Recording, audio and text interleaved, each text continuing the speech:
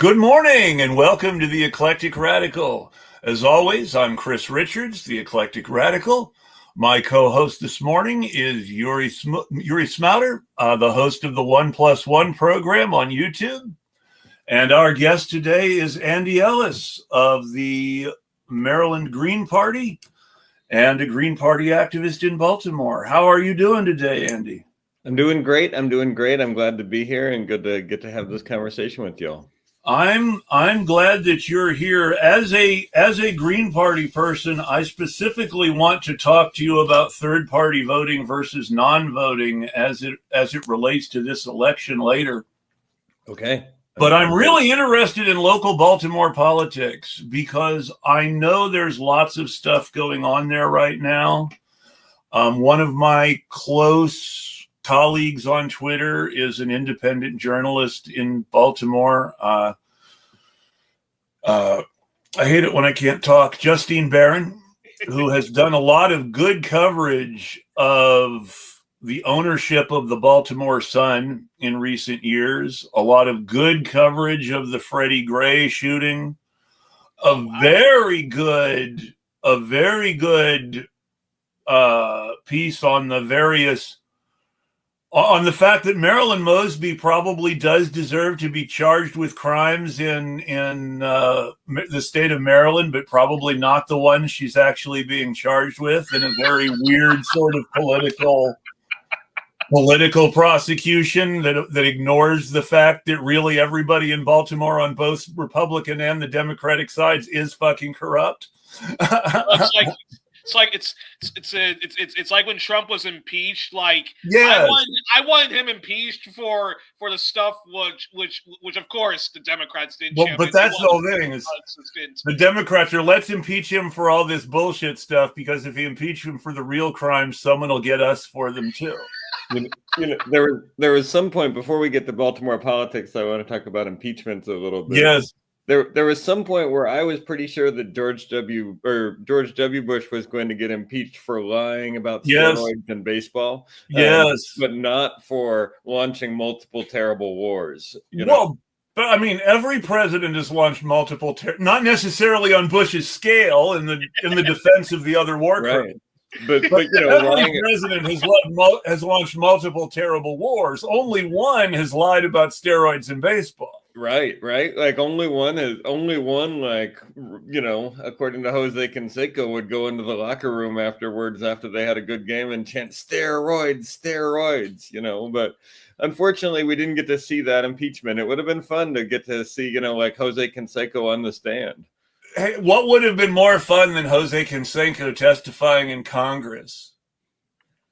I don't know. I mean, he did get to do it, but like with the spotlight of the impeachment, in an impeachment hearing, yes. But anyway, so let me talk about local Baltimore politics a little bit. So first off, there is oftentimes not anything happening in general elections in Baltimore. Democrats have a lock on every seat that is a partisan seat, and they've had that for 60 years or so. Well, yeah, I mean, Nancy Pelosi's dad was mayor of Baltimore. Yeah, and for the most part, like our general elections are afterthoughts. Maryland had the most votes for Harris, or most percentage for Harris. I think it's a 30+ Democrat state in a presidential race. This year we were supposed to have a Senate race that was supposed to be close, but it wasn't actually that close. But what we did have this year was some interesting questions on the ballot. And there's a sort of saying in Baltimore that three political truths in Baltimore. One is incumbents never lose in a primary. Two, ballot measures never fail. And three, only Democrats can win. So this May, a bunch of well-moneyed incumbents supported by David Smith of the Baltimore Sun lost. This November, we beat a ballot measure for the first time in 20 years. We'll see about the other part about Democrats only being able to win. But I think the important news here is that over the last couple of years, David Smith, who is the owner of Sinclair Broadcasting and recently became the owner of the Baltimore Sun, has been really trying to exert a lot of power over the city of Baltimore. And in 2022, he tried to do this in the form of a ballot measure that put term limits on the ballot for the city council. It passed. There was no opposition to it. Nobody really had a really strong sense of what to do about it. And he took that as a test to go forward into 2024. And in 2024, he spent $415,000 to get a ballot measure on that would slash our city council from 14 districts to 8. And he had one Republican operative who he paid as a ballot issue committee to do that, and he put this thing on the ballot. And you know, in Baltimore City, in the last 50 years, I think 4 ballot measures have failed. In the last since 1999, 49 out of 50 of them had passed. So his assumption was that he could just sort of get this thing on the ballot, spend $500,000, get this thing on the ballot, and that nobody would fight it. But myself and a whole lot of other people did fight it. And so, you know, the short version of the story is question H, which would have slashed the city council from 14 to 8, was defeated. It was defeated by a coalition of unions, advocacy groups, electeds, and sort of more radical factions, but also just sort of regular everyday people. If I can cut in, it's actually a big deal that you guys successfully did this, because in another way in which 2016 and 2024 are oddly tied together. Yeah. In 2016, Jeff Bezos had similar measures brought to try to exert control over the Seattle City Council, largely to get rid of Kshama Sawant. And while ultimately he was successful in getting rid of her, not in the way he intended, and this didn't get rid of her, he was successful in passing most of his measures, though not in targeting her for defeat. And Amazon has owned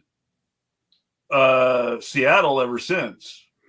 Yeah, and I mean, I think it is important that we beat it, and I think it ties back to some other things you talked about at the beginning.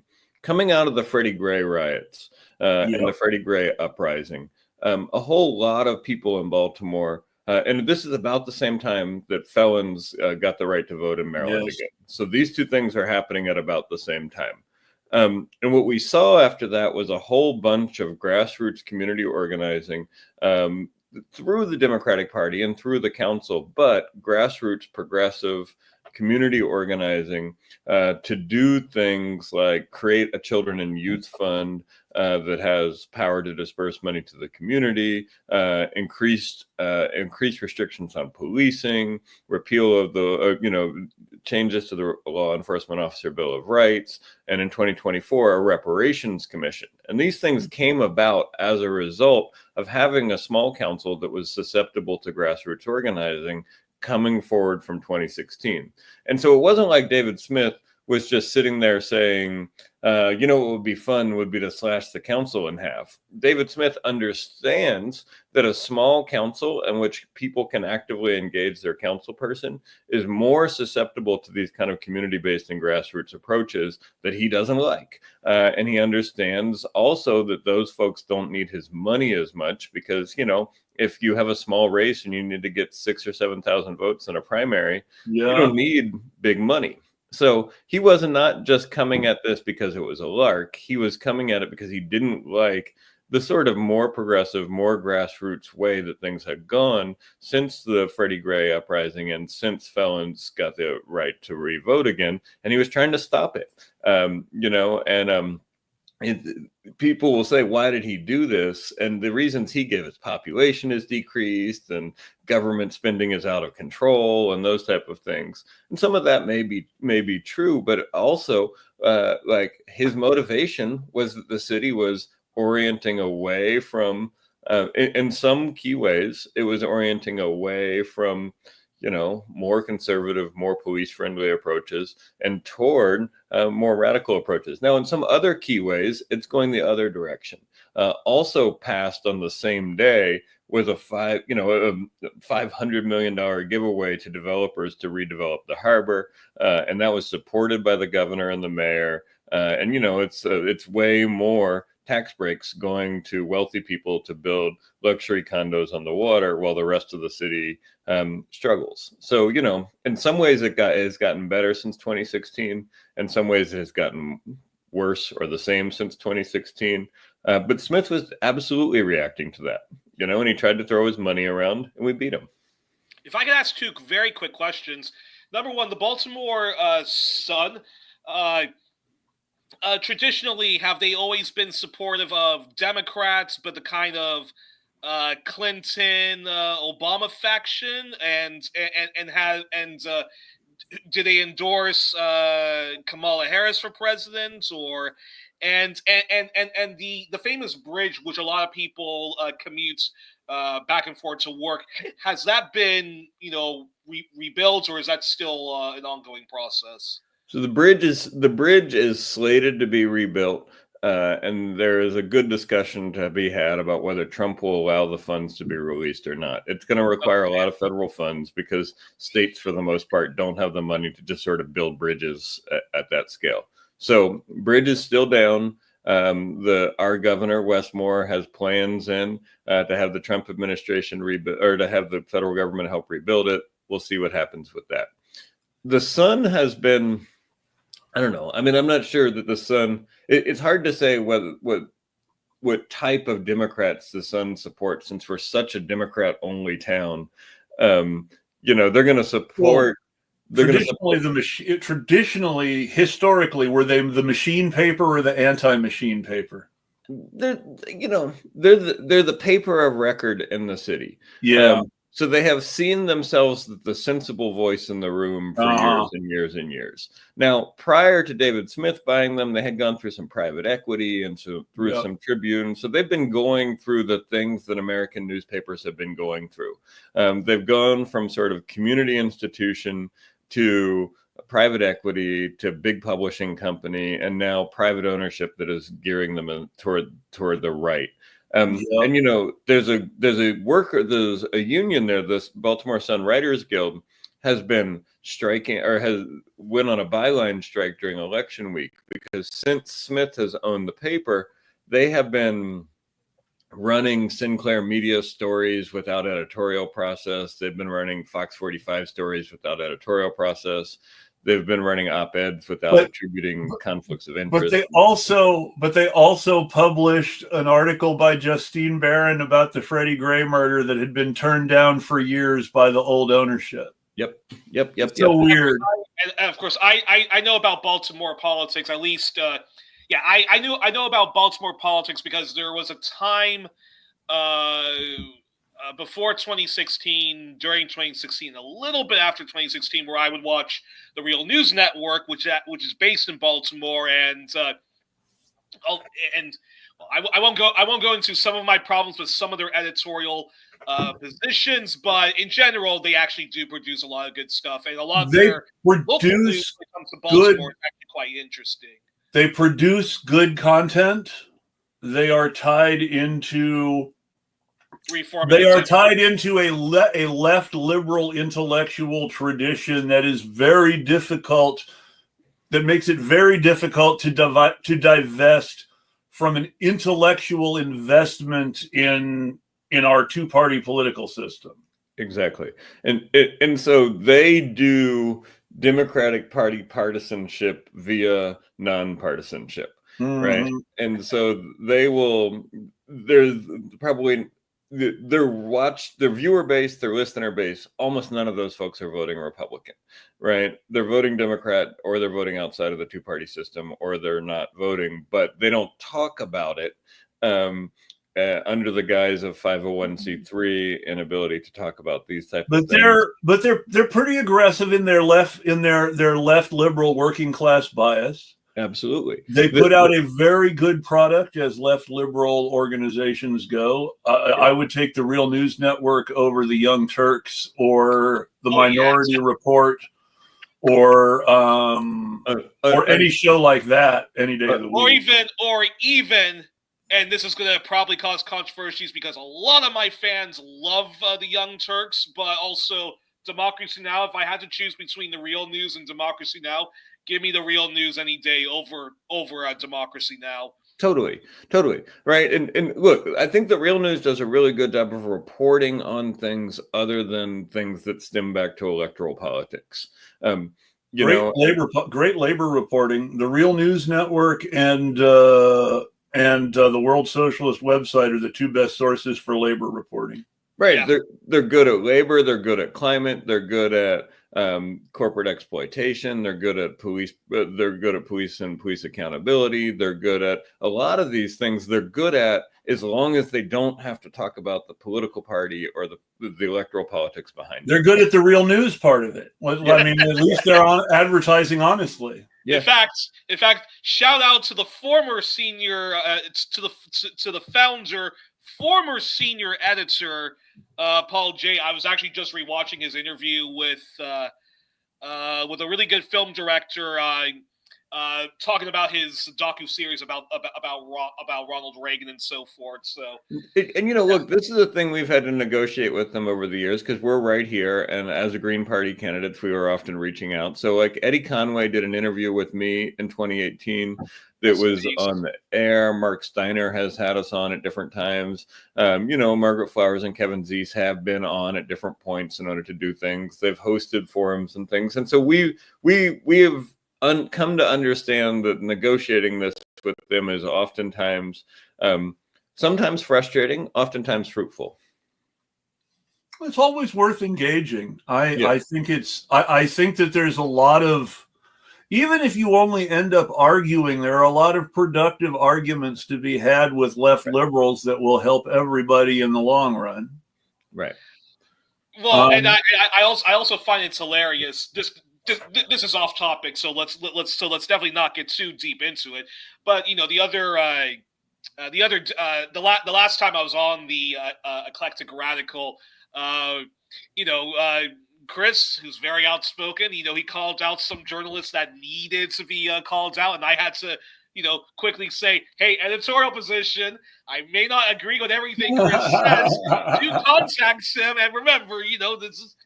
His opinions don't always reflect mine, but the fact that we even have this fear of oh my gosh, I can't offend this lefty rock star, I can't offend this anti-imperialist rock star. I also find that also completely ridiculous because if we say something, if we make a criticism, or if we have something that we disagree with them on, just reach out to us and we'll happily give them a right of reply, or even come on the program and let's have a fruitful, honest, rational debate, not a screaming match or anything like that. And yet, so many people are so thin-skinned these days that you say one criticism about them, they just ghost you and whatnot. So, yeah. Yeah, no, totally. And look, I mean, negotiating with local media or national media, whether they are left liberal, whether they are mainstream, whether they're corporate, is always a challenge, right? They're not eager, they do not think the story is the same thing that we think the story is a lot of times. And that's okay. They are hired to write a story and their editors are decided to decide what the story is. And so, I think sometimes there's a little bit of call out that is necessary, but sometimes it is what it is, right? So, I mean, one of the things that was interesting about this question that we defeated is the Baltimore Banner, which is the new sort of nonprofit online newspaper to fill in after the Sun, which I think does a pretty good job. It's liberal to progressive, I would say. But my understanding, based on the reporting that I've seen, is that it basically, rather than truly wanting to be independent media, it's sort of trying to supplant the Sun as the establishment paper of record for Baltimore. Totally. They are not trying to be the Real News in writing. They're trying to be the Sun on the web, right? In some ways, but with some quirkiness and some creativity, they do a lot of things really well. But there was a wonk-at piece about Question H that credits them as part of the coalition that helped to defeat Question H.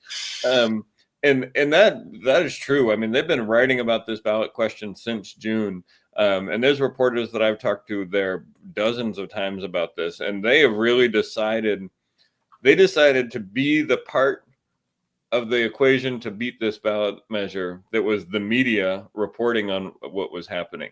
And I think they did it in part because it was news. I think they did it in part because they thought there was going to be a story there if we actually defeated it, and they wanted to be on it from the beginning. And I also think they did it to stick a thumb in David Smith's eye. I was going to say that last one seems like that's going to be part of this, no matter what, the way newspapers compete. Right. And, so the owner of the competing paper was funding this ballot initiative. They were going to give digital space to the people who were opposed to it regularly. And I think they wrote probably maybe 10 stories on this ballot question over the last 90 days. I mean, there was almost every week there was a story about question H, and good for them. It helped. It got the word out. What we ultimately understood with this ballot question was that even if most people vote yes most of the time, and I think it's worth thinking about why that happens without ascribing it to voters being stupid, but even if most people vote yes all the time, like this one, we were pretty convinced that if we could tell people what it did, who was behind it, and what it would change in their lives, that they would understand that it was not good for them. And most, I think at first blush, a good number of people don't think less representation is a good solution. But also at first blush, a lot of people look at the government and think that it's corrupt and think there's too many people that aren't making enough progress and things aren't working. So it was really a competition between the sort of like, the right-wing talking points about big government and people's belief and the necessity to have local representation, regardless of like, how do those two things resolve? And I mean, in this case, we were able to get the word out with the media played their part. The labor unions, the progressive advocacy organizations played their part. The Democrats played their part. And then I would say small parties, grassroots organizations, and people not affiliated with any of those other organizations also played their part. And it was good. It was a good win. It was good on a night when the rest of Trump's propagandists were either reminding you that they never had a hood on, or that they never had a mask on, or taking their mask off, that this one got beat that night, and he had to take the L. These big government versus small government arguments, I find, often break down to the argument against quote unquote big government is really an argument against democratic regulation by billionaires or corporations. Right. So when we talk about, so there is no small government. Right. We're not talking about removing a power relationship between people in a certain sector. We're talking about replacing a power relationship, a democratic power relationship, with a corporate power relationship. So it's not big government versus small government. It's democratic government versus corporate government. Well, right. I mean, in this case, too, it was like, I mean, it's a little bit esoteric to explain to people like, well, you need 14 council people instead of 8. But at the same time, like, would you rather, do you want your neighborhood to keep having its city councilman, or do you want your neighborhood to share a city councilman with 5 other neighborhoods, right, 4 of which are really different than yours and are going to vote differently? Right. And so getting that to people, it took work to get that to enough people, because, some people, like I say, some people get that instinctively, but other people are like, nah, these bums don't do anything. Nothing works already. They make more money than I do. And look at how bad things are. I think David Smith was banking on those arguments that his newspaper and his television stoke, carrying the day. And I think at the end of the day, voters were smart. Voters looked at it and said, like, no, we don't want to have to compete with 30,000 more people in order to get to our council person. Why do we want less democracy? Right. I mean, and that's really the thing that jumps into my brain a lot lately. Why do we want less democracy? Right. There was a criticism. I'm sorry for talking about foreign policy. I promise not to do it again. there was a criticism of the incoming president of Mexico and the outgoing president of Mexico by the U.S. State Department because they were pushing through a constitutional reform to democratically elect federal judges. And our State Department says, we believe that making your judges elected will undermine your democracy. And then Justin Trudeau, I didn't read the article, but I just saw like the headline, and Justin Trudeau was apparently he was very concerned about Mexico allowing Chinese mining companies into Mexico because of course Canada, which is like a mining central, completely like runs roughshods over so Canada business, and it's just like. Dude, like the joke is Mexico choose whoever they want to do business with, man. The joke is that Canada is 3 mining companies in a trench coat, not a government, and the U.S. is 3 defense contractors in a trench coat, not a government. And Australia's kind of like all of the above. Well, Australia and Israel are like the U.S. on steroids, which is kind of funny that they are. It's kind of funny that the Australians were the ones who moved to recognize Palestine because they're also the only people to go into Vietnam with the United States. So that's like a huge deal. Yeah, well, actually, John Pilger, when he was promoting his latest documentary at the time, actually, it wound up being his last documentary he did about settler colonialism in Australia and him speaking up for the Aboriginal people. He said that I have been to so many countries, but this country, meaning Australia, his home country, has to have the most colonial mindset in the world. But I think nowadays, for all of us who are looking in horror at what Israel's doing, I would say Israel actually gives Australia like a run for its money in its colonial mindset. And I can say this, having had friends from Israel, many of them who of course I've had like falling outs with because of my editorial positions on what their country is doing. But yeah, so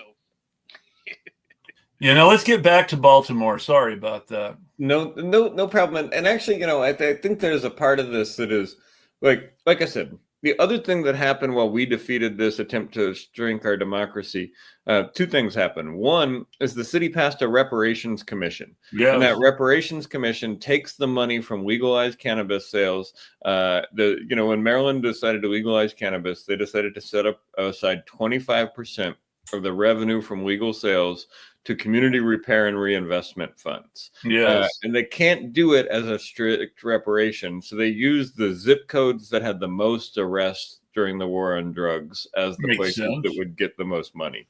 And so Baltimore City adopted a reparations commission that will handle that money. And it is it's an appointed commission, but at the same time, it is not in the general fund. The money is not in the general fund. It's in a sort of quasi-community controlled democratic container, and its job is to give that money out to community programs that need it in order to bypass the philanthropy sector and in order to bypass the budgeting of the government. So that's a good thing. I think that's a really good thing that also happened. We got local control of the police, which is sort of a community control over the police, as Glenn Ford would be advocating? No. Okay, so you're going too far now. You're going too far on that. So, since the Civil War, basically, the police department in Baltimore City has run as an entity of the state of Maryland, and so that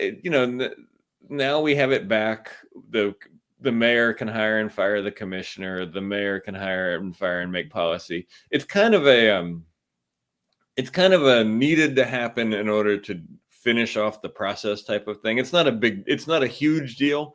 It's not going to radically transform our policing, but at the same time, at least But it means the Baltimore PD is no longer a state authority who doesn't answer to city government. Exactly. That's what it means.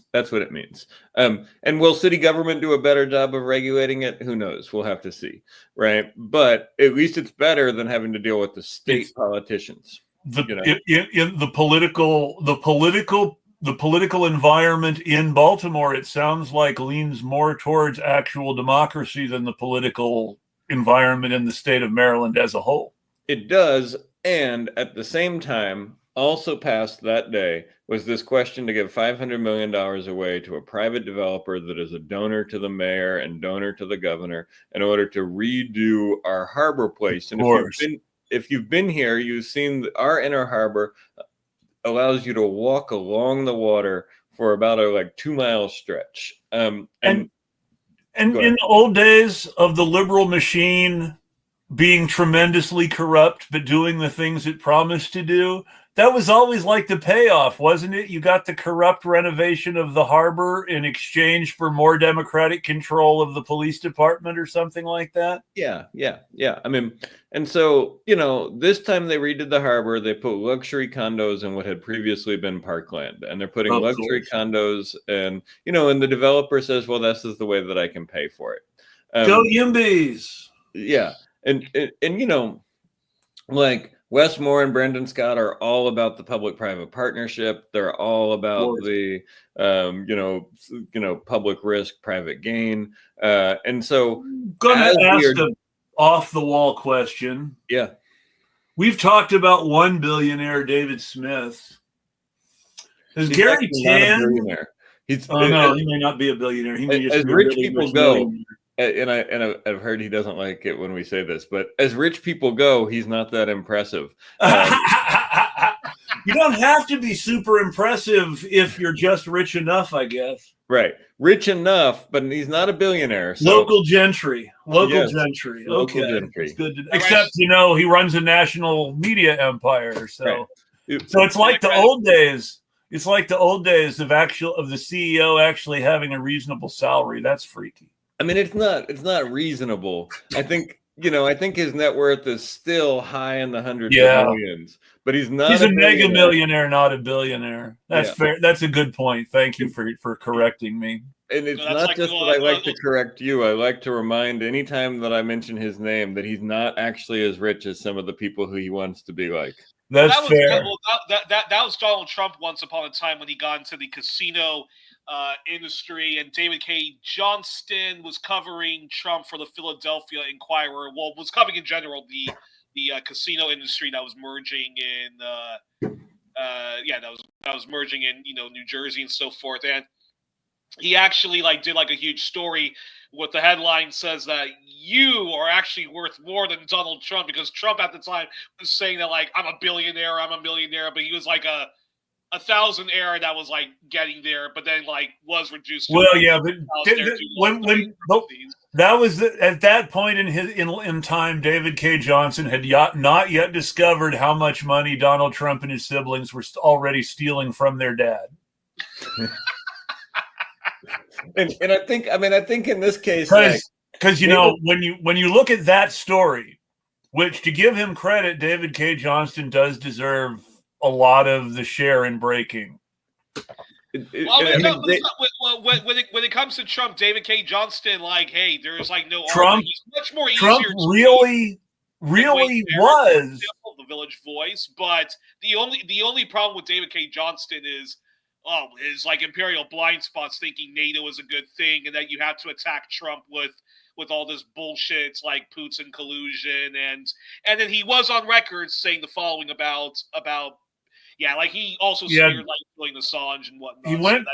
David K. Johnston went from being the most legitimate critic of Trump to being a ridiculous Russiagator so fast that unbelievable. Let me go back to David Smith for a second here, because that point about Trump's children taking money from their dad. From their dad. Well, Trump and his siblings stealing Fred Sr.'s money is the David Smith. David Smith is the person in that family who made the money. Yes. So he is the one that went from like Baltimore, grew up in Baltimore City to 100 millionaire. His family, he's the sort of patriarch of a billionaire family. Yeah. And there's a Fred lot of Senior. his money that has been given to his kids and pushed out to his, to siblings and things like that to do other stuff. So while we talk about him he's sort of the Logan Roy of this story. If you watch Succession. Yes. He is not as rich as you might think he is, but he has plenty of money and he has plenty of power and he has a media network in order to do his bidding with. And now the current governor of Baltimore, for folks who are ignorant of Baltimore politics, governor of Maryland, you mean, or mayor of Baltimore? Oh yeah, governor of Maryland. Is it still Larry Horgan or not? Nope, it's Wes Moore. So Larry Hogan was term limited to 2 consecutive terms. He was for folks who don't know, Larry Hogan was a sort of moderate Republican, according to him, and only moderate in the MAGA world. But like, I mean, we've now. I really want to go on the record in order to criticize our 2-party system and to reference our future conversation about the election. We really have reached the point in our time where a moderate Republican means someone who supported the Iraq war and the disaster that was the Hurricane Katrina response and was probably involved in doing things like calling John McCain's adopted daughter the N-word and calling former U.S. Senator Max Cleland a coward in electoral campaigns. Yeah, look, that's a moderate Republican now. Yeah, and so Larry Hogan was a 2-term governor of Maryland as a Republican, and we're a pretty blue state. Like I said, I think we voted 30. Had the highest percentage for Harris in this state, and in the last election, like even in the maps. There was a social media post going around last week in which Biden thought he was going to lose 400 electoral votes. Yes. Maryland was one of the states he still won. Like Maryland and Hawaii were still blue on that map. Yes. But Larry Hogan managed to get elected to 2 terms. Our current governor is Governor Wes Moore, and he, right? He's a Democrat, and he is one of the people that everybody thinks is going to be in the running to be president in 2028.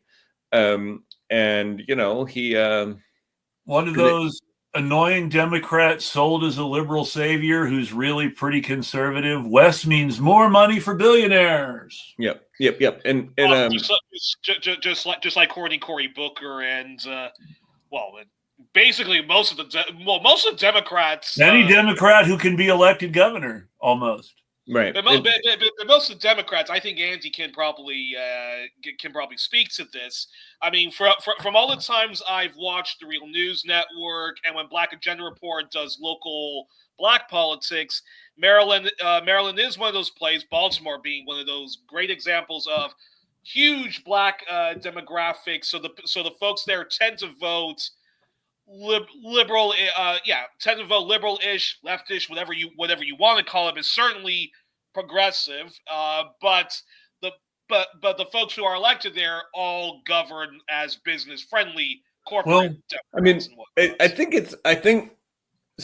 Baltimore is a majority Black city. And so it is voting Democratic solidly. It is going to vote for Democrats and the Democratic Party solidly. I think you start to get into a little bit of complication on some things that are considered progressive that might not resonate with Black voters the same way they resonate with like diverse suburban voters in a place like this, and so that is not to say like they're conservative, but I think Black progressivism and Black liberalism have a little bit different flavor sometimes than sort of white suburban progressives think happens in those places. So I mean, we have one of our governor is a Black man, our lieutenant governor is an Indian American woman, we have a white woman and is a comptroller, our attorney general is a Black man, all Democrats, and then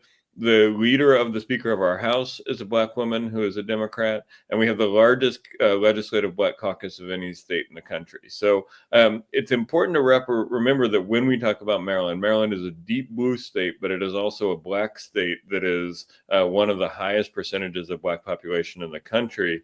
And it is a place outside of the South where that population has largely been able to attain opportunity and power. Maryland is outside of the South more by the collective memory hole than reality in some ways, though. I mean, we are on the border. Like, we like to debate whether we're a southern state or a northern state. Maryland was a slave state when the Civil War broke out. Maryland was one of the last slave states to fully end slavery. Maryland while Maryland was very committed to the Union war effort, and there were not a lot of Maryland Confederates. Maryland was also the home of a lot of very conservative pro-Union Democrats who were determined to protect their way of life from Republicans.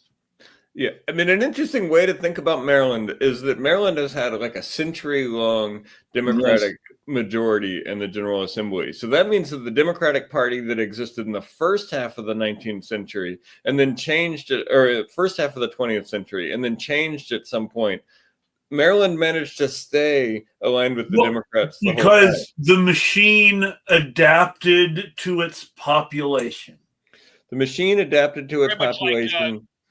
Dixiecrats had a lot of ability to hold sway for a while, and then that segued into a large Black middle class in the areas around DC and Baltimore that was able to grow and exert a tremendous amount of power over politics. And you end up with some folks that you end up with some folks in the last 50 years or so that really shaped national Black politics coming out of Maryland. Because it was liberal enough that the folks could get elected, but densely populated enough with Black folks that there were, whole Black suburban areas and things like that. Hey, and not even just Maryland Democratic politics. At one point in recent history, both the congressman from Baltimore and the congresswoman from San Francisco were born in Baltimore. Right. Right. And so it's and there's a lot of people. Maryland is right next to DC as well, and it is right next to Philadelphia. Like, Baltimore is sort of the spot that a lot of people miss on the way from DC to Philly to New York to Boston. Yeah, no. Before her first campaign and her moving into a somewhat better line of work, Steny Hoyer's most chronic primary challenger was a resident of Baltimore who commuted to DC to work as an administrative assistant to somebody in the Pentagon. Yeah. Now she's got a better job. And she's one of the few Democrats I have a high level of regard for. Michaela, I love Michaela. Yeah. So I mean, it's an interesting state in that regard. And what I think is likely. So Larry Hogan, who was a popular governor, popular Republican governor, ran for the Senate this time around, and it was supposed to be the chance of the Republicans to take back the Senate. He lost by about 10 points, which was pretty big. And so we elected Angela Alsobrooks, who was a former county executive in one of our big suburban counties. I saw her. But I do believe that the 2026 election is going to be Larry Hogan versus Wes Moore, because his term limit was only a 2-term term limit. Yeah. And I think he just loved being governor. I think he really liked being governor. I think it was fun for him, and it can't go anywhere else. I think he's seen that he can't win a Senate race here. He's not a guy who is going to have national Republican support after breaking from MAGA. No, and I mean and it's interesting too, because The No Labels Party has ballot access here in Maryland. Yes. And he was the national chair of the No Labels Party right up until the day that they got ballot access here in Maryland. Yes. And then he quit his the fake centrist movement. Yeah, but I mean, look. I mean, if you want to think about the big centrist the moment of opportunity for the big centrist movement is your national chair, who is a Republican governor in a blue state, running in a Senate race. You know, he could have run as a No Labels candidate. He would have beat the Republican. He might have won. And that would have been a world historical opportunity for that centrist movement to win a race, to win a U.S. Senate race. But he chose to run as a Republican and dump his association with No Labels instead. As soon as they had ballot access, as soon as it was real. Which just tells you about the seriousness of American centrists. Yeah, right. And as soon as it was real, as soon as he could put a real political power base behind his centrist label, he abandoned it and signed up for a party that wants to kill presidents. Same thing with Joe Manchin. He left the Democratic Party, declared himself an independent, but he had the chance to run as No Labels presidential candidate, and instead the No Labels movement ended up not nominating anybody. No. And I mean, the No Labels, like, I've talked to the No Labels folks here and said, like, look, like, you had a great opportunity to not focus on the presidency, but to focus on a Senate race. Yes. And if Larry Hogan had finished second in the Senate race, well, Larry Hogan finished second in the Senate race anyway. But if he had finished second as a No Labels person and beat the MAGA candidate, that would have sent a shockwave.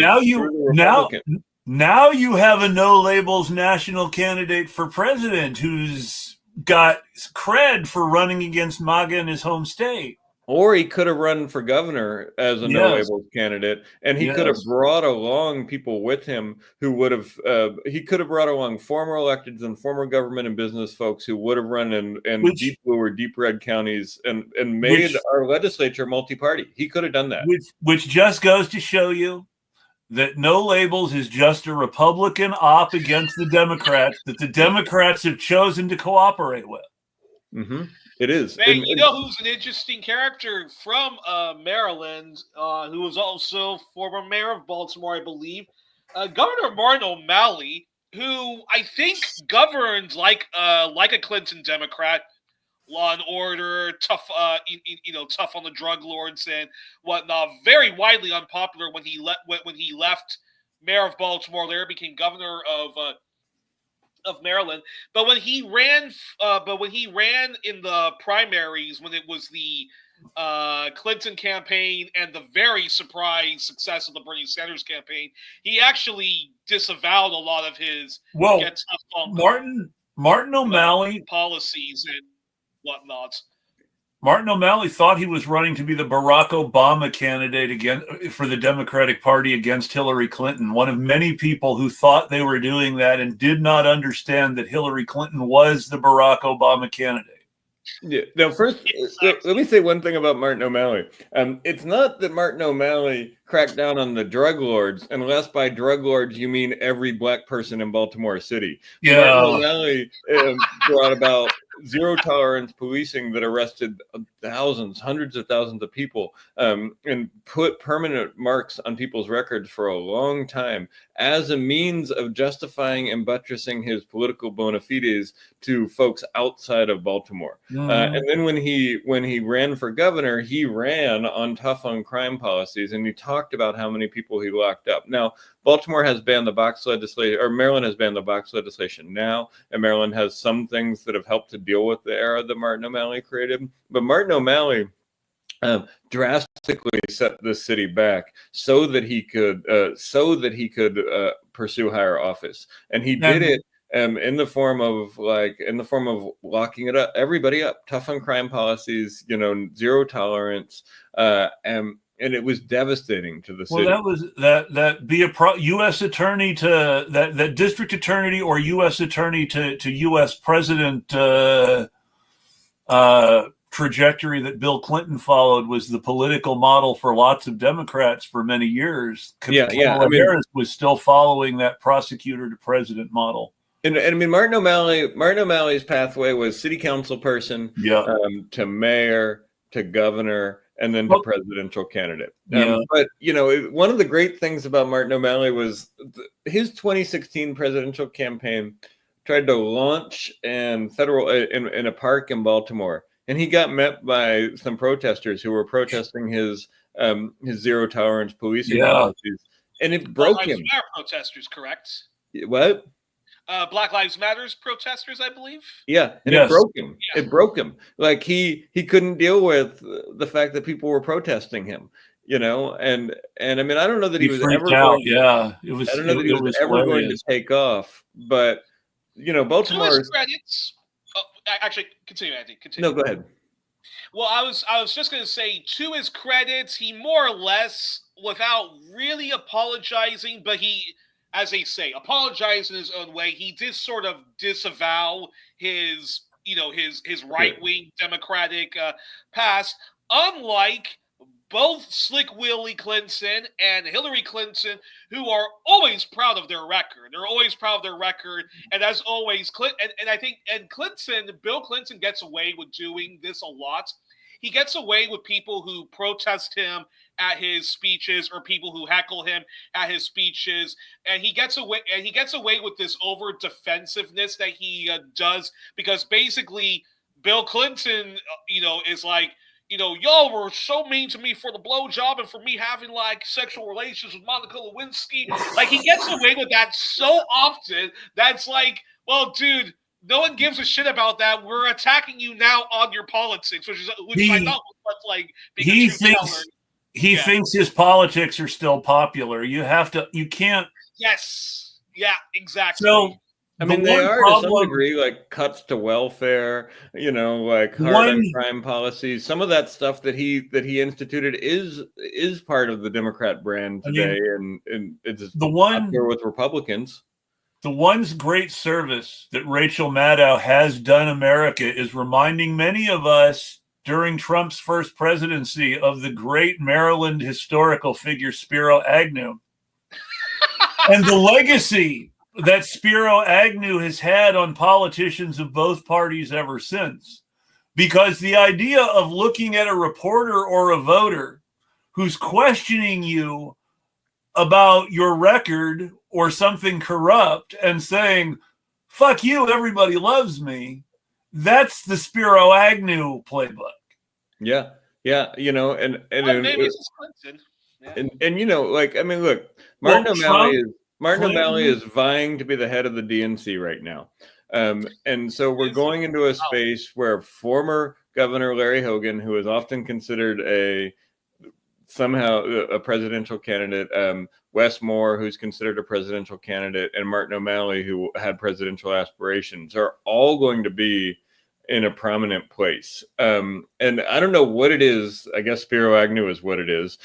But I don't know what it is that makes people from Maryland think that this is a stepping stone to the presidency or the vice presidency. Maybe it is Spiro Agnew that got us here. But, I think it is interesting to see how frequently governor of Maryland makes people think that they can be the next president of the United States. Even though he's in Delaware, the next state over, it's worth noting that if you compare Spiro Agnew, who came around in the late 60s and was ready to be Nixon and was Nixon's running mate in 68 because of his career in Maryland city and state, Baltimore County and Maryland city politics in the 64-65, he became VP in 68. Yep. Joe Biden, who ran for Senate in 1972, is a lot like Spiro Agnew in the shtick. That's a great comparison. And this is why when people compare Trump to Agnew, I always think of Biden. And when people talk about Trump and Biden, it's like they're the same dude. They're both running the same Spiro Agnew shtick. But I think the first time I came on your program, Chris, where you kind of went into the history of Biden. Biden had to run as a Democrat in Delaware because it was a Democrat stronghold. So even if he was going to govern as a right winger, he had to resist Democrats. Agnew was a guy from a Greek immigrant family that had traditionally been Democratic and had certain Democratic connections, who became a Republican because that gave him a certain reputation for progressive independence.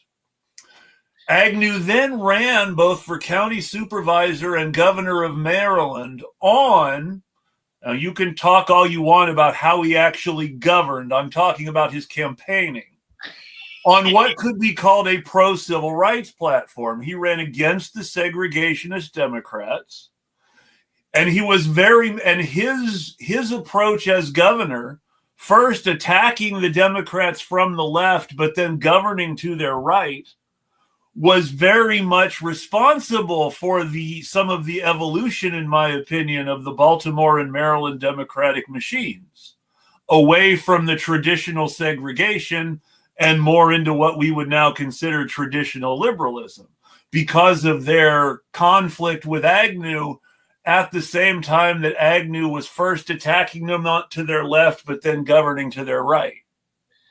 Now, Biden Democrats in the 70s had the same approach as Agnew had against Maryland Democrats, but they targeted liberal Republicans in traditionally blue states. Biden targeted J. Caleb Boggs, who was one of the co-sponsors of the 1968 Civil Rights Act, who was one of the biggest allies of the Johnson administration in passing legislation, who was one of the biggest allies of the Democratic Senate majority in passing progressive legislation in Nixon's first term. Biden ran against him from the right, using this, I'm going to run against my opponent, using this sort of tough guy spiel. I'm going to attack him on his party's quote unquote turf. And then I'm going to actually govern more like a member of his party traditionally has than he was. And it was this very weird thing. And now you hear people talk about the Delaware way, which is all because Joe Biden ended up becoming the senator for Visa. And what's also interesting is Martin O'Malley was kind of running as a bit of a, I guess you could say, for people who were foolish to think that Obama was some kind of a flaming left winger, yes, as you were alluding to, he really was trying to run as the hope and change guy.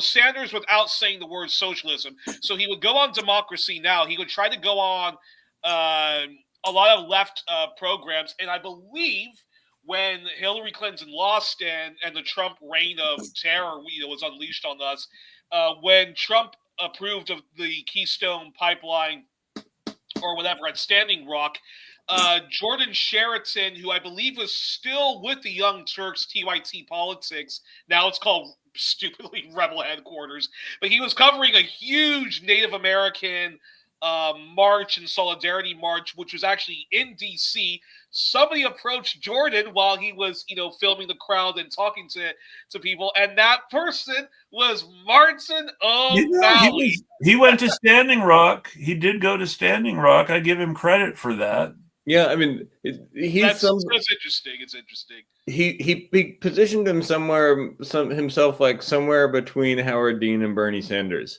right? Like that's kind of how he saw himself. And so I mean, look, like Martin O'Malley was progressive on some things. He had some pretty progressive politics at the time. The thing that he never grasped as an effective progressive was like how to deal with like his record of locking up black folks, and not just his record of locking up black folks, but all the work that he did politically to make that okay and to go after the people who were coming after him. So State Senator Joe Carter, who is sort of the people's champ in Baltimore, and her father was a civil rights leader. Walter Carter was a civil rights leader. She can document all these ways that the Martin O'Malley camp has gone after her, not just then, but until now, in professional ways, in personal ways, in political ways, in order to silence any of the critics of his mass incarceration programs, you know? And so it's like the story of Martin O'Malley is pretty progressive, except for his kink for mass incarceration. Well, and anybody, and have you noticed, and I don't have any direct evidence about O'Malley, so this is a general observation rather than anything specific about him. But that love for mass incarceration in cops also usually seems to be a tell that somebody is pretty pro-Israel too. Yeah, I don't know what his position on Israel is. I don't know either. I don't know O'Malley's either, but those things do go together. Yeah, I do know that both Hogan and Moore are very pro-Israel and both very pro-mass incarceration. Yeah, I mean they're pro-Israel, they're pro-mass incarceration. Larry Hogan passed an executive order that banned people from participating who participated in BDS from having state contracts, and Wes Moore gleefully extended that executive order. And Wes Moore, I think a week after October 7th, went to a rally and said that America stands with Israel.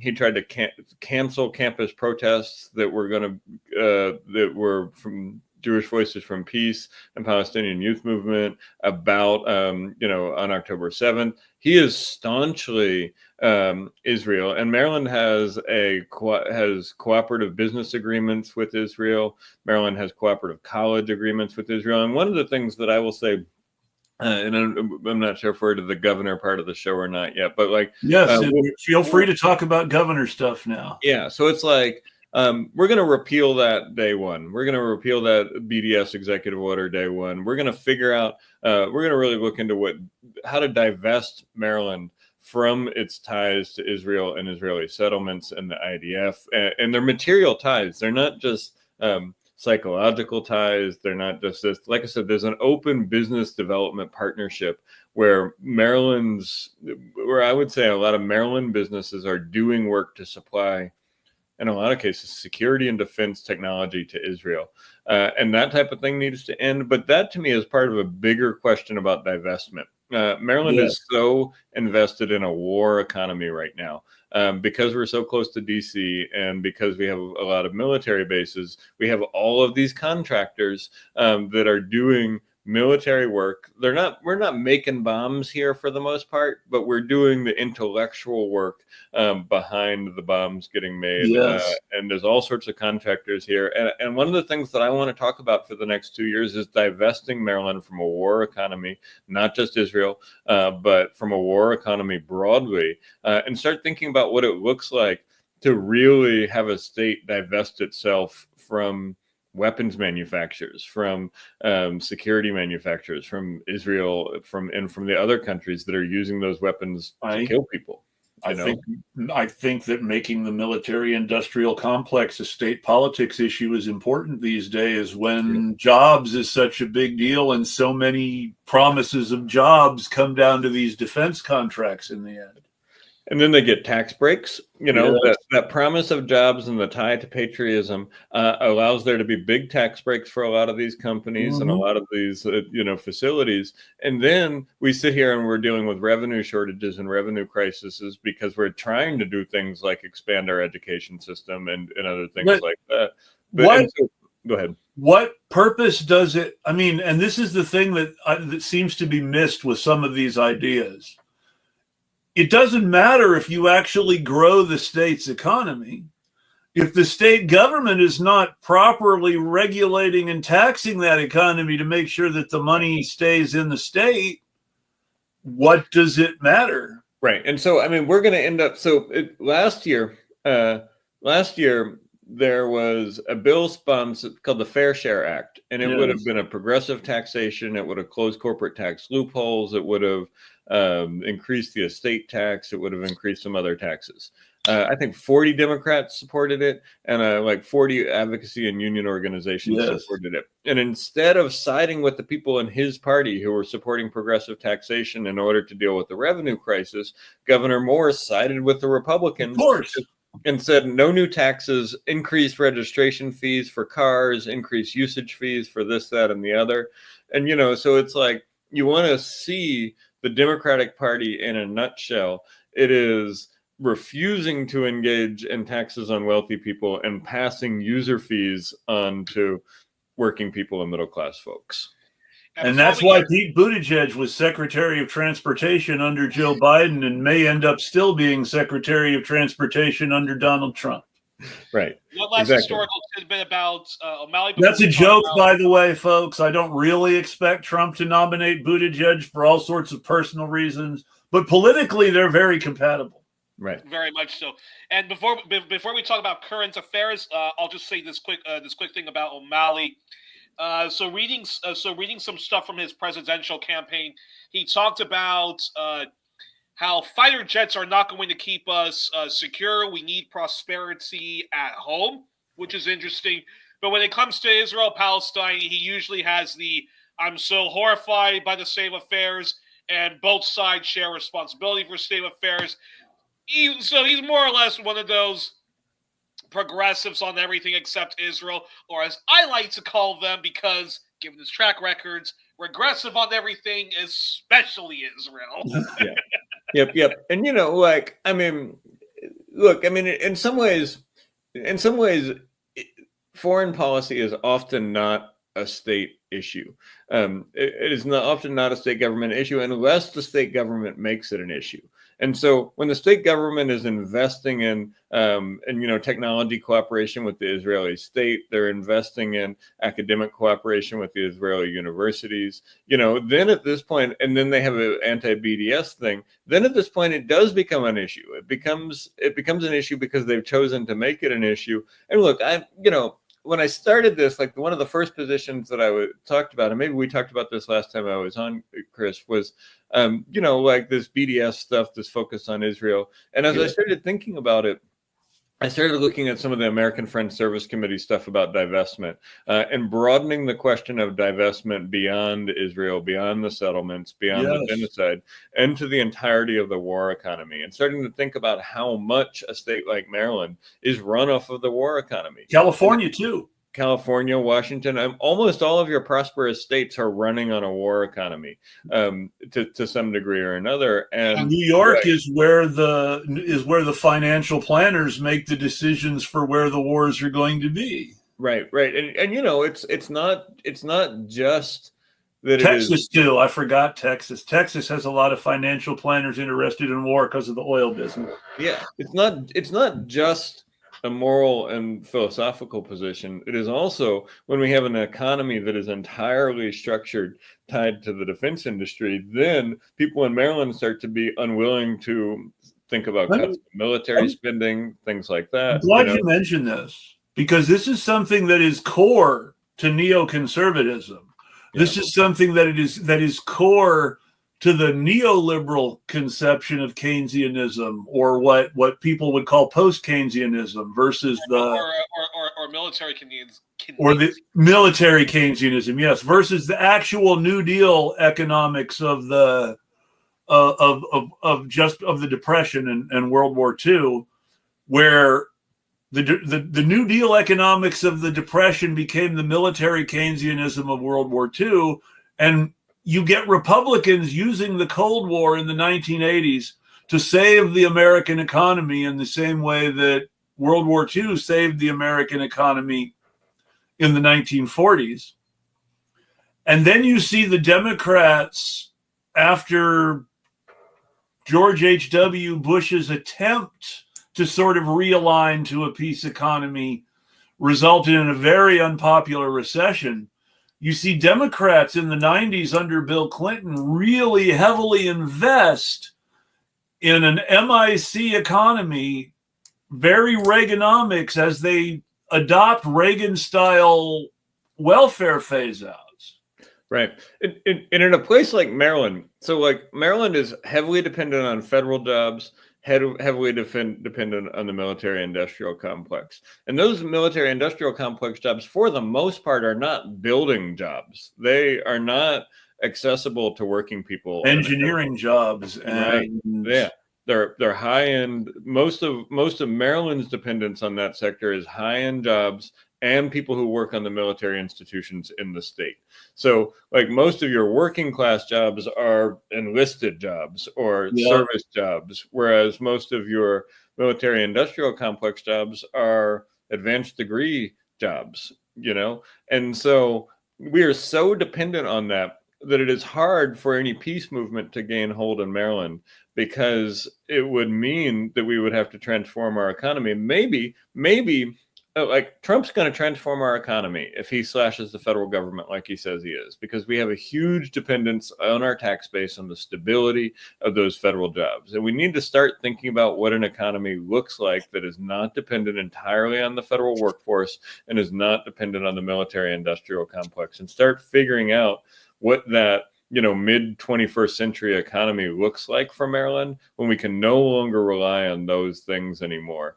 That's got to be, so I think that's got to be some very progressive and very solidarity focused economic packages that are not on the table at all right now, because even though we're a blue state, we're entirely aligned economically to DC and the military industrial complex.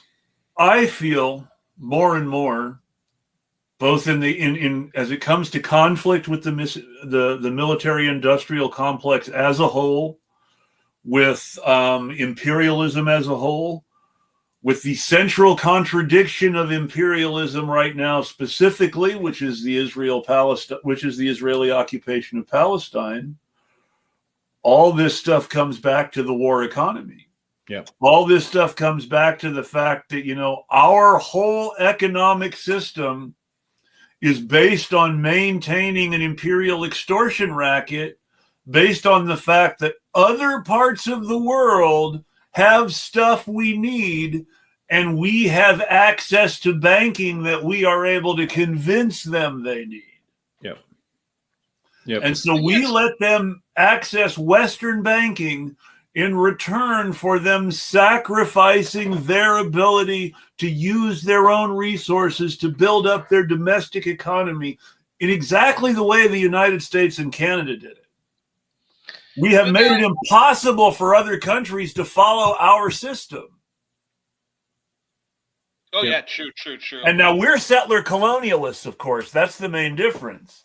The people who exploited America's resources to make America great were not the indigenous Americans. So when we talk about not wanting South Africa to be able to become successful on the American model, we're talking about not allowing Africans to become successful on the European model. Right. No, I mean, and look, I mean, the war economy is the thing that holds the status quo together. Yes. And if we want to start thinking about a world beyond that, if it's possible, like it's worth it to think about, right? Like we may not get there, but it's worthy to think about the world that we want to see. And if we want to see a different economic arrangement, in my mind, at least as a person who's running for governor of Maryland, we've got to take on the dependence on the war economy and the way that it structures every other activity in our state. If I can ask a question, then, please. Chris. Yeah. So so let me ask you this question about the governor race. Of course, do explain to our audience what's going on with the governor race. Now, I know for a fact Democrats and Republicans are not, they're always arguing about who's going to be better spending on the military and so forth. But what would you say? So hypothetically, say a Green Party candidate was to get into the governor's race, was to appear on the local PBS governorship race, arguing with the Democrat and Republican, maybe the Libertarian as well, and make the case that actually the war economy is not doing us any good. Because I'm pretty sure a Democrat would counter that argument saying, well, look, We got out of the Great Depression because of our war economy, and we can still have your wonderful Green New Deal, but make the military much more green and so forth, and so we can chew gum and bomb people at the same time. What would be the counter argument to that? Because now, and I can't remember off the top of my head, but I know when I talked to somebody who actually is a member of a group called World Beyond War, Greta Zara, she broke it down about how no, the military economy is actually is very counterproductive, and and Tamara Lawrence also mentioned that if you were to spend just 2% of your GDP not on militarism, which is what the NATO racket is all about, but if you actually did spend it on, well, you actually could expand single-payer healthcare to mental health care. You actually could have a pharmacare program, and you actually could eliminate indigenous poverty in both Canada and the U.S. But so, how would you counter those arguments? Then? Got you. So look. I'm running for governor. I'm not running for president, and I'm not running for magician. So, I don't think that we can solve global imperialism by transitioning Maryland beyond the war economy. But what I do think we can do is start to make it so that we are not entirely dependent for everything we want to do on a tax base that comes from the federal government and military-industrial complex. Because right now we are, and because we are, we're afraid to take any position that challenges either of those things, and thus our Senate delegation, our House delegation, our governor are all afraid to sign on to real measures for peace and things like that, because most of the tax base of the constituents in those states comes from those things. So we need to begin figuring out a way. If for us it's a revenue question, it's not necessarily like how do we redistribute that tax money, because it's not like we get to cut the military budget from Maryland, but we do get to shift Maryland away from being entirely dependent on that war economy and that federal economy, and start to build. And maybe it's not as glamorous. Maybe we are no longer the richest state in the country, or one of the richest states in the country, but Trump has an ability to do that to us right now.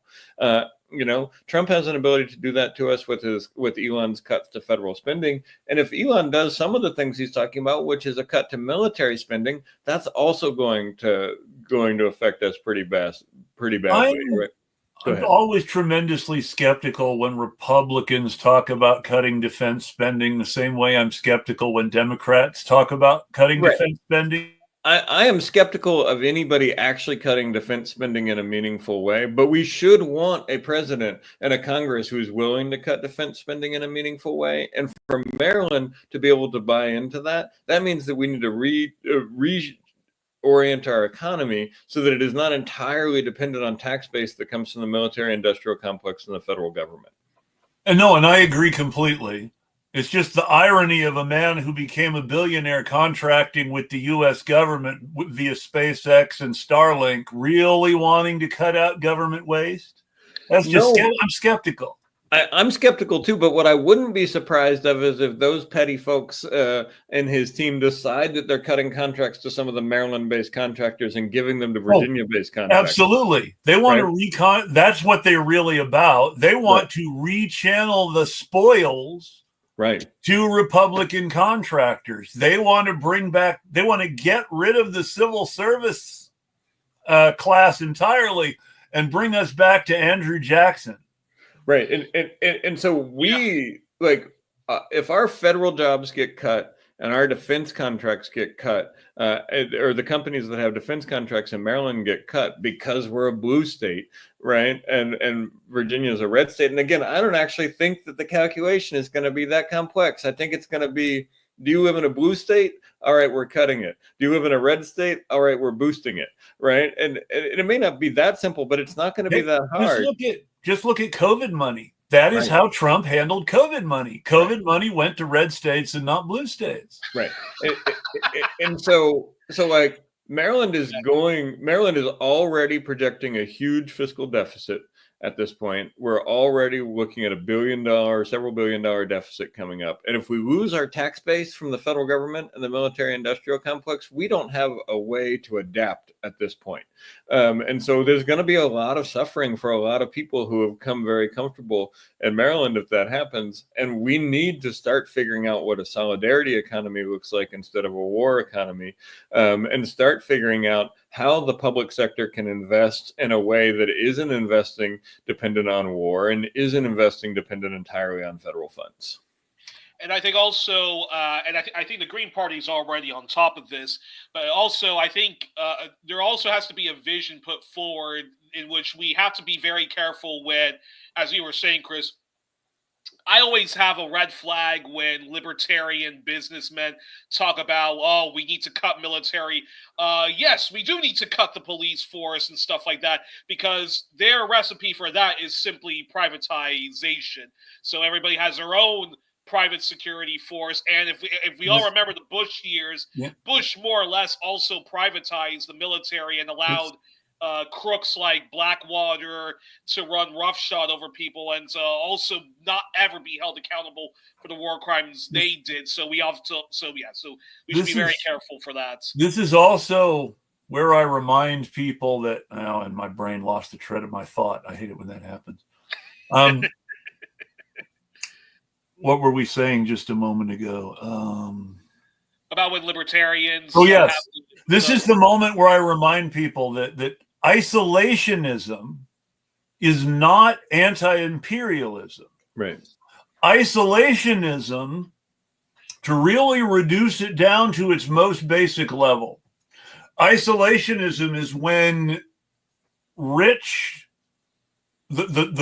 dictatorship of capital, the landlord and the boss who make the final economic planning decisions that tend to dictate our policy in a lot of ways. Right. Say to the president that, this is what we need. And that's when Woodrow Wilson doesn't go into World War I, because he wants to finish conquering Central America for Dole Banana. I'm sorry, Chiquita Banana. Right. United Fruit Company. When you get to this point where internationalism feels impossible, so isolationism feels good enough. That's the move that the right is constantly playing on the left. Is that we can't have an internationalist approach, we can't have a socialist approach with solidarity.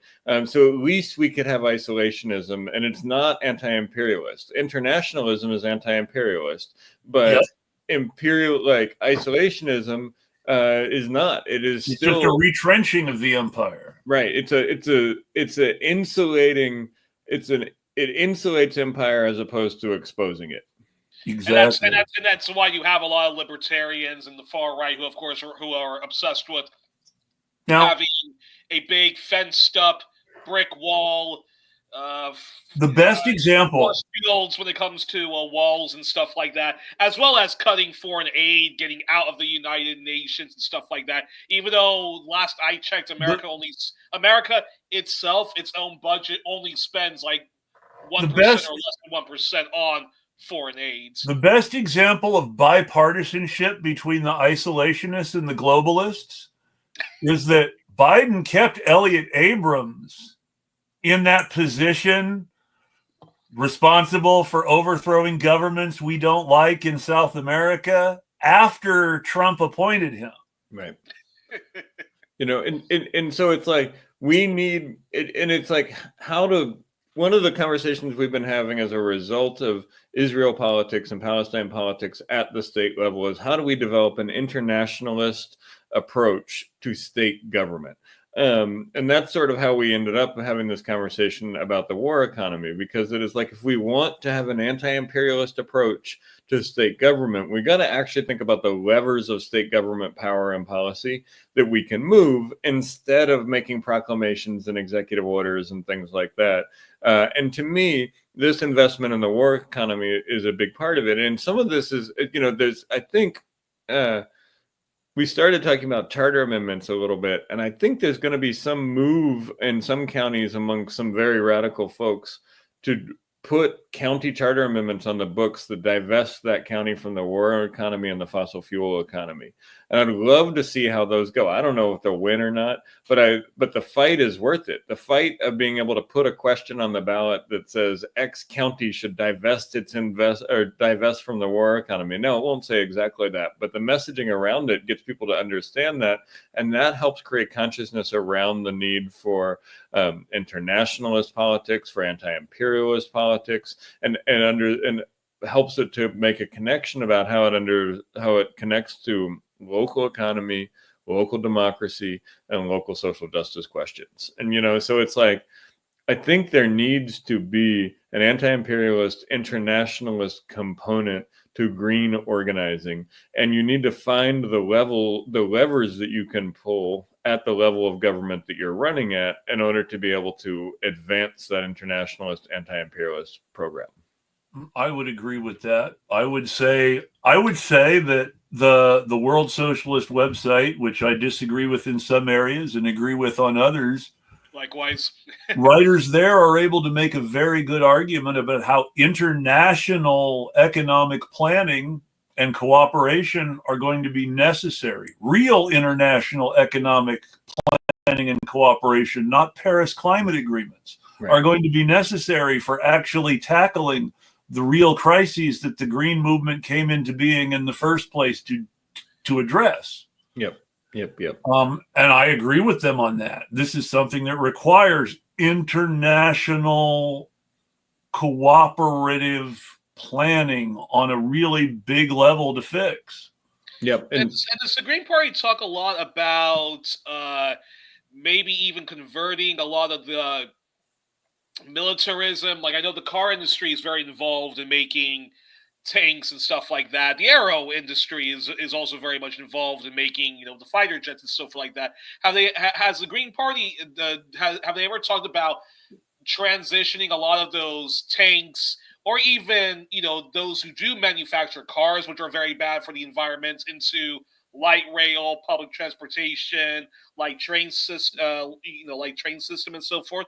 Because I think all of the U.S., but definitely a place like Maryland, I would imagine, I think should be more of a winning issue in the pitch to say public transportation. We need low public transportation, light rail, and whatnot. Yeah, sure. So first of all, I think that any question that is like, has the Green Party talked about this? The likely answer is yes, we've talked about it. We talk about many, many things. And we often even times write big plans and platforms for things like that. The Green New Deal, maybe you've heard of it. Right, the Green New Deal. And so like, a just transition is an absolutely essential element. We don't have the sort of shock and awe approach to transforming industrial policy, which says we're just going to cut this off and you can figure out how to deal with it. And there may be Greens who do take that sort of approach to it, but it is almost everybody that I work with and everything that I take my basis from understands the government has to be part of transitioning the economy away from an extractive, fossil fuel dependent imperialist economy toward an economy of solidarity, an economy with democratic workplaces, and toward an economy built in peace. And so, yes, absolutely, it would be good if we could take people who are building one kind of thing right now and help them transition to build something more. And transit, I think, is a great example here. Like, if Maryland is known for anything, it's sort of crabs, some famous people, and traffic. And our traffic is pretty bad because we have a really big suburban corridor around two really big cities, and so traffic is really bad here. And that traffic is not going to be solved by EVs. It's not going to be solved by higher fees on registration. It's not going to be solved by tweaking tolls and things like that. It's going to be solved by making mass transit more useful for more people more of the time, so that people are making a choice to use mass transit instead of making a choice to drive. I think it's going to be actually a really difficult cultural thing to take on here, because people move to the suburbs so that they can drive their car and to work, and maybe drive their car to the metro station or something like that. But it is absolutely essential that we take it on and that we figure out how to get transit that works for working people and works to get people to the places where the jobs are. But that we do it in an accessible way that doesn't leave out disabled and homeless people to make rich people feel better. Exactly. And especially since the rich people won't use the public transportation anyway. Right. Like if you make public transportation that is really effective for working people, rich people will use it. If you make transportation that is kind of half-assed for working people, then wealthy people will never use it. Right? Only the people who have to use it will use it at that point. And look, like I mean, the accessibility question. This is a place where I think that in addition to making it accessible with leaning buses and things like that, we've got to talk about COVID policy in this regard. Mm-hmm. And we've got to talk about how, in the 5th year of a pandemic, we got to think about maybe mask mandates on public transit. And not even maybe. Let me just say, I'll be honest. I'm plugged in with a lot of disability activists. Accessibility is something and COVID is something that cut into Kamala Harris's vote with disabled Americans. I think it cut into Jill Stein's vote too. It probably has, because one of the big criticisms, and this is my perfect transition to those national voting numbers I want to get into. One of the complaints I hear about from disabled people is that Jill Stein is a little too friendly with some of the pro-eugenics voices in the Green Party. I don't completely agree with it, but she's made some silly. She did make some silly comments about vaccines in 2012 that the Democratic Party tried to make a big deal about in 2016. Yeah. Because she was trying to pander to a specific wing of her own supporters in the Green Party. Right. Look, like, I mean, we can defend. I think that there is a legitimate critique of Big Pharma's capture of almost all of these things. And it is so hard to articulate it without sliding into that pander to those groups. I think there is a legitimate critique to be had of Big Pharma, and I do not think Marianne Williamson and RFK Jr. are making it. And I'm just going to lay it out there right now. I think that RFK Jr. has no interest in food safety. If he was really interested in food safety, he would not be making a big deal about pasteurizing milk as the horrible crisis of our time. Right. If he was really interested in Big Pharma, he would have a lot more to say about insulin and pain medication than vaccines. Yep. And I think he's captured. I think RFK and Marianne Williamson captured a segment of the population who these issues are salient for. They care about these issues, but don't want to see their lifestyle change. Right. Exactly. Right. But also, if RFK Jr. if he was a real environmentalist, he would be heavily against militarism.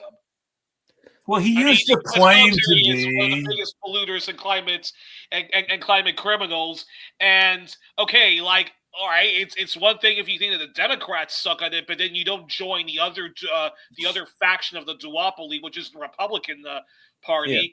And that same goes for Tulsi Gabbard. I mean, Hillary Clinton, you're the queen of wars, so you're going in partnership with the Republican Party. Tulsi Gabbard was never anti-war. She would just rather overthrow Venezuela and bomb Gaza than fight a war in Syria. Yeah. Oh, well, Iran and Palestine, because she listened to Voices of Reason on Venezuela, but that it doesn't matter. She sucks. She's a grifter, just like RFK Jr. was. And if you were and to the electorate out there, which this is a good segue for the electorate, if you are going to be voting, if you are going to be doing a protest vote, and if you are going to be sticking two fingers or the middle finger to the American system, you do not vote for Donald Trump. Well, you simply don't vote for I want to talk about the idea of a protest vote for a moment, because it is worth noting that Donald Trump Kamala Harris, and Jill Stein all had one thing in common this election cycle. They all lost voters from their party share of 2020. Yep. Really? Donald Trump, the final numbers depend on the final numbers, of course. My numbers are ranges based on earlier numbers that I haven't updated yet, but I still want to talk about them. Donald Trump lost anywhere from 3 to 5 million votes from his 2020 numbers. That was an election he lost. Kamala Harris lost anywhere from 12 to 15 million votes that Joe Biden got in 2020 when he won. Uh-huh. And Jill Stein lost maybe 50 to 100,000 votes nationwide, something like that. But does that... From I'm interested. From Holly Hawkins in 2020. Sorry. Okay, but I'm interested in why Jill Stein lost. Is that because some people decided to go for the Party for Socialism and Liberation, or just or because of those competing votes of Dr. Cornel West, who I was not impressed with? So these are all good questions. The Greens, some just decided I'm just not going to vote for any of them, but I'm definitely not going to vote. In my opinion, Harris blocked Trump out. In my opinion, from the things that I saw people related with the Green Party and the PSL say in relation to masking on the campaign trail and in relation to masking related to their own events. And obviously the Green Party is not monolithic. So when I say the Green Party, I mean people who are running for office or organizing campaigns or organizing direct action. I don't mean the Green Party as a whole, obviously.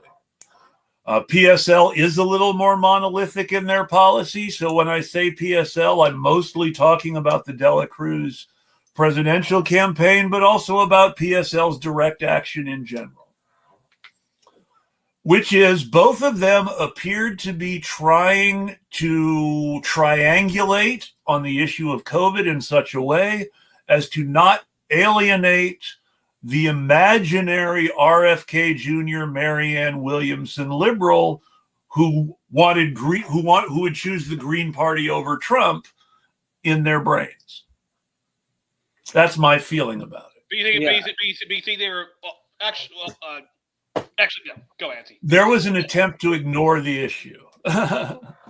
Yeah, I mean, look, I don't know. I mean, a couple of things I think about what happened in this election as it relates to third parties. And the first one is that the Harris campaign spent all of September and October attacking the Green Party in a way virulently. They attacked Jill Stein personally in a way they didn't until after the election in 2016, or in 2020, and they didn't go after Hawkins personally in 2020. In fact, the Joe Scarborough interview with Howie Hawkins was remarkably collegial and friendly and helpful. It was really late and just the day before Election Day, but it was remarkably good-natured for a mainstream media interview with a Green. I think the Harris campaign succeeded at decreasing and depressing Jill's vote share via that $100 million aggressive campaign. I think they succeeded at it. I think they convinced some folks who were not hardcore Jill supporters, she is a grifter. She is working for Putin. She's helping Trump. They ran television ads they were in television ads. AOC was attacking. Everybody was attacking. And I think that worked. I think that actually worked to depress Jill's vote share. But what I don't think happened is any of those people ended up voting for Harris. Right? No, they didn't. But while that was happening, while the Democrats were spending and ironically, most of them didn't vote for Trump either. He still lost 3 to 5 million votes himself. Right, but who did vote for Trump was the RFK people. Yep. Because while Harris was attacking Stein and was running ads and having all of her surrogates attack Stein, Trump engaged RFK, bringing RFK into the fold and bringing the 1.5 to 3% of voters that he had into the fold, and those folks are now part of Trump's coalition. So while Harris was making sure that she depressed Stein's turnout, in Stein's numbers. I think effectively what she was missing was that Trump was bringing his third-party challenger into the movement and into the fold. And I think most of those people who were originally voting for RFK back in June or July ended up voting for Trump because RFK and Trump told them to. Now, some of them broke and some of them went other directions, but it's like the third-party story of this election is that the Democrats attacked their third-party opponents while Trump brought his third-party opponents into his electoral coalition. And the mythological, I think the libertarian movement was more or less fine with Donald Trump. RFK was the best libertarian candidate. Well, endorsed Trump, and then Joe Rogan, who is a libertarian. I mean, he platformed J.D. Vance and Trump, right? I mean, and he did endorse them more or less. But that's fascinating. What you were saying about Kamala Harris, because I live in Belgium and we don't get access to all of the campaign ads that Americans are subjected to. It's something I tend to actually overlook when covering U.S. election cycles, is the power of propaganda, what media is endorsing who. So that I find that quite fascinating. That, as you said, that Kamala Harris spent more time attacking Jill Stein publicly in campaign ads, and that had an effect on folks who could have been interested in Jill Stein, but then going, okay, no, I don't want to vote for her. And if they are uninformed on issues like, oh, she's against the Syria war, oh, she's against that war, she's not too hot on the stand with Ukraine, okay. But it didn't give them... vote for her. But at the same time, it didn't give them any reason to vote for Kamala Harris, so they just added to those 12 to 15 million less voters than Biden. Right. And so that was the problem, is Kamala Harris did not make it so that those folks swung from her to, they just were like, screw it. Okay, we're done. Right. Like, basically just depressed her own base's turnout for no gain. Right. And, and I think the thing is, down ballot, like as much as down ballot, Greens are not typically voting for Republicans in Congress races and Senate races and things like that. And so, but the RFK people who Trump brought into the fold did vote down ballot, I would imagine, for Republicans, because they have been brought into the down ballot topic is so interesting, because this is where the really devastating counterfactuals that destroy the Harris campaign's argument for why they lost come in. Yeah. Let's take Dearborn, Michigan, which went for Trump by like 10%, but the majority of registered Democrats in Dearborn, that's 400,000. No, that's still wrong. 400,000 registered Democrats in Dearborn either didn't vote at all or voted for Jill Stein. Jill Stein got more votes in Dearborn than any candidate other than Trump. Yeah. One of the things that they didn't want to show you from election numbers is that Trump won, Jill Stein came in second, Cornel West came in third, Kamala Harris was like fourth with the actual voters in that Dearborn district. And interesting thing about Dearborn. Now, that Dearborn district is Rashida Tlaib's district. Exactly. Rashida Tlaib won re-election by nearly 80% of the vote. Think about those numbers. She won by basically saying, fuck you, genocide. This is a district that narrowly went for Trump in the total voting, Trump versus everyone else, but had a really big difference between Trump and Harris, because in the actual breakdown among registered Arab Americans in the Democratic Party, Kamala Harris came in fourth.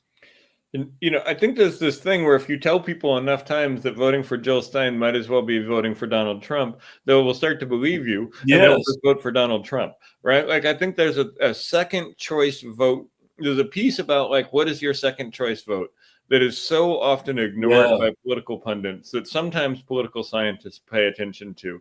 And I think the argument that I would make is that by the time you got to October, There was nobody who was voting for Jill Stein whose second choice would have been Kamala Harris, right? And that's the real problem, is the Democrats always automatically assume they're just going to be the Green Party's second choice, despite all the time they invest in attacking the Green Party. And they are for folks who they are for a lot of folks that may have been interested in Jill Stein in February. Sure. They end up breaking toward the Democratic Party. They are actually pretty good hold on a second. They're actually pretty good at using the spoiler stories in order to get the broad base of support of people who say they might be interested in the Green Party in a time like February or March or April to actually come home to the Democratic Party usually. This year they weren't good at it, because when you try to lesser evil a genocide, people look at you and understand that you're full of shit.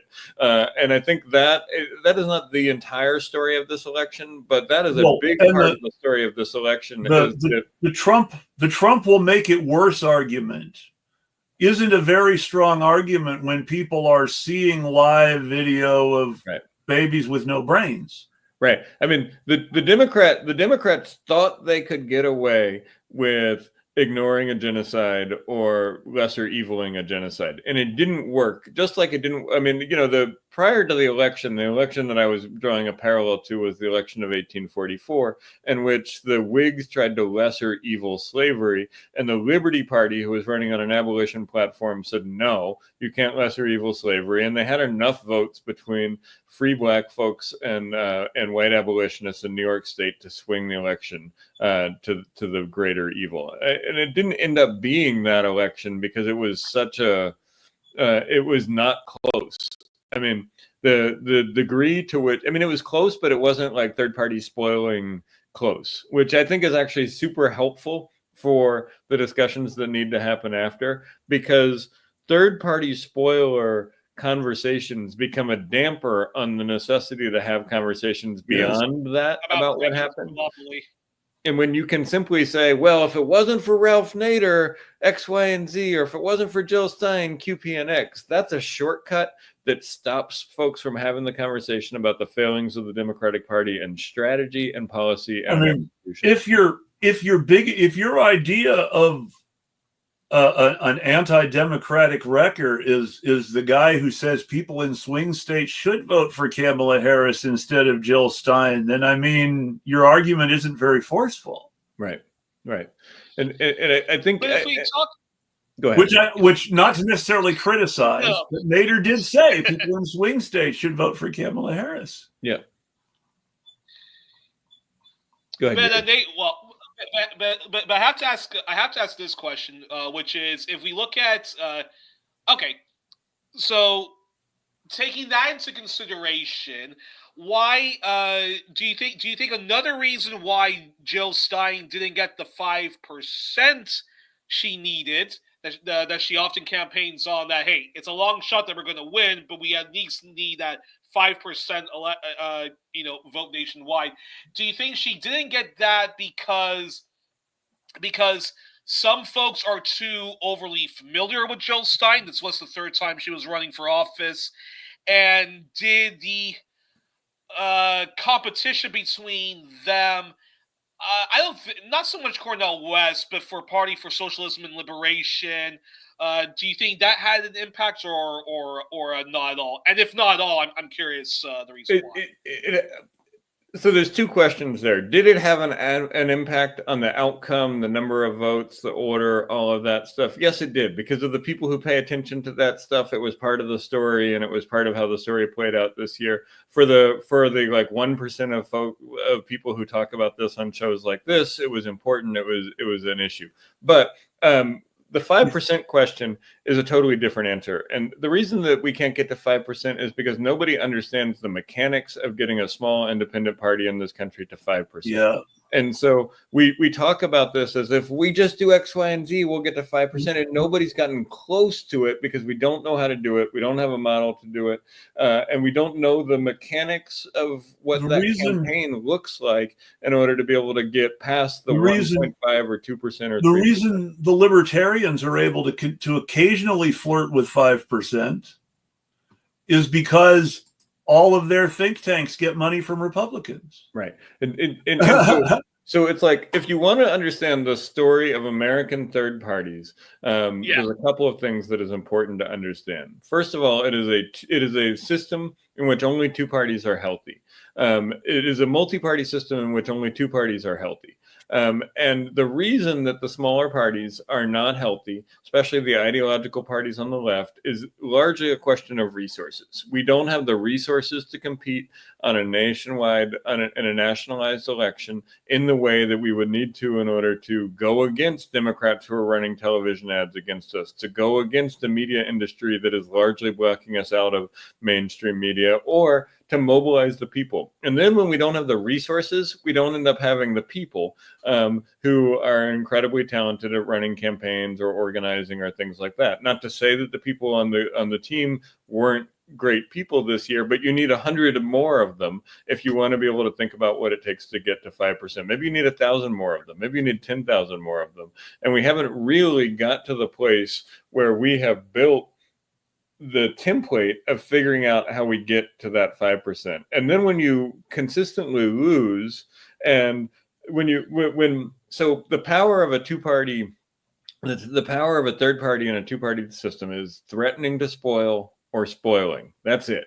That's where the power lies. And so when this becomes the ethos of the Green Party at the national level, I mean, that's a theory of action, but it's a theory of action that does not apply to nearly the number of people that the policies apply to, that the values apply to, and that the solutions apply to. So you end up becoming a group of people whose commitment is to threaten to spoil or to actually follow through with it as a means of changing outcomes. And when you become that, it's hard to attract the talented people who you need to make a campaign that would get to 5%. And it's hard to attract enough of them, and it's hard to attract the media attention, and then it's hard to attract the resources. So you get in this vicious cycle and this doom loop that you're never going to get out of. There's never been any enthusiasm with anyone anywhere for let's get our party to 5%, right? Except for a small group of people. Let's get our party to 5% is not a national organizing slogan. Right. Well, the Greens in the UK were very happy that they got their 5 seats. Hey, if people can get their 5%, I'm not saying that getting the 5% shouldn't be a goal. I'm talking about strategy and campaigning. Right. And I mean, once you get the 5% and it gets you power, and then the exercise of your power is to hold on to that power, then it becomes a different resource question. But being able to say 5% and we get some amorphous resources, right? And it is like, which is especially unconvincing. And I wonder how much this actually had an effect when it comes to some of the more hardcore 5% people who really do care. Right. It's got to be less convincing when the federal government refuses to pay you the money that you actually do qualify for. Totally. And I mean, I think the other thing about this is there's a messaging question that goes on. Like, you do not hear very many Greens say, I don't care what you do in a swing state, but in a blue state, you absolutely have to vote for the Green. Yeah. Right? The reason they don't say that is because it undermines the message about voting in the swing states. Exactly. And it's the same reason that Democrats could go a long way at mending fences with Greens by saying, in a place like Maryland, we don't care if you vote Green, right? But they don't do that because they want to be able to say the people they sing out. Susan Sarandon is the perfect example. Susan Sarandon votes in either California or New York. Yeah, exactly. Which means her vote for Jill Stein didn't hurt Hillary Clinton one way or the other. Right. It is an entirely symbolic vote. It is virtue signaling at its base.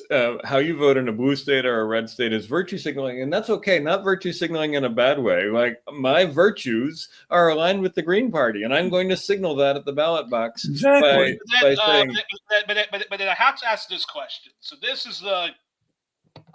I have to ask this question because this is an important one.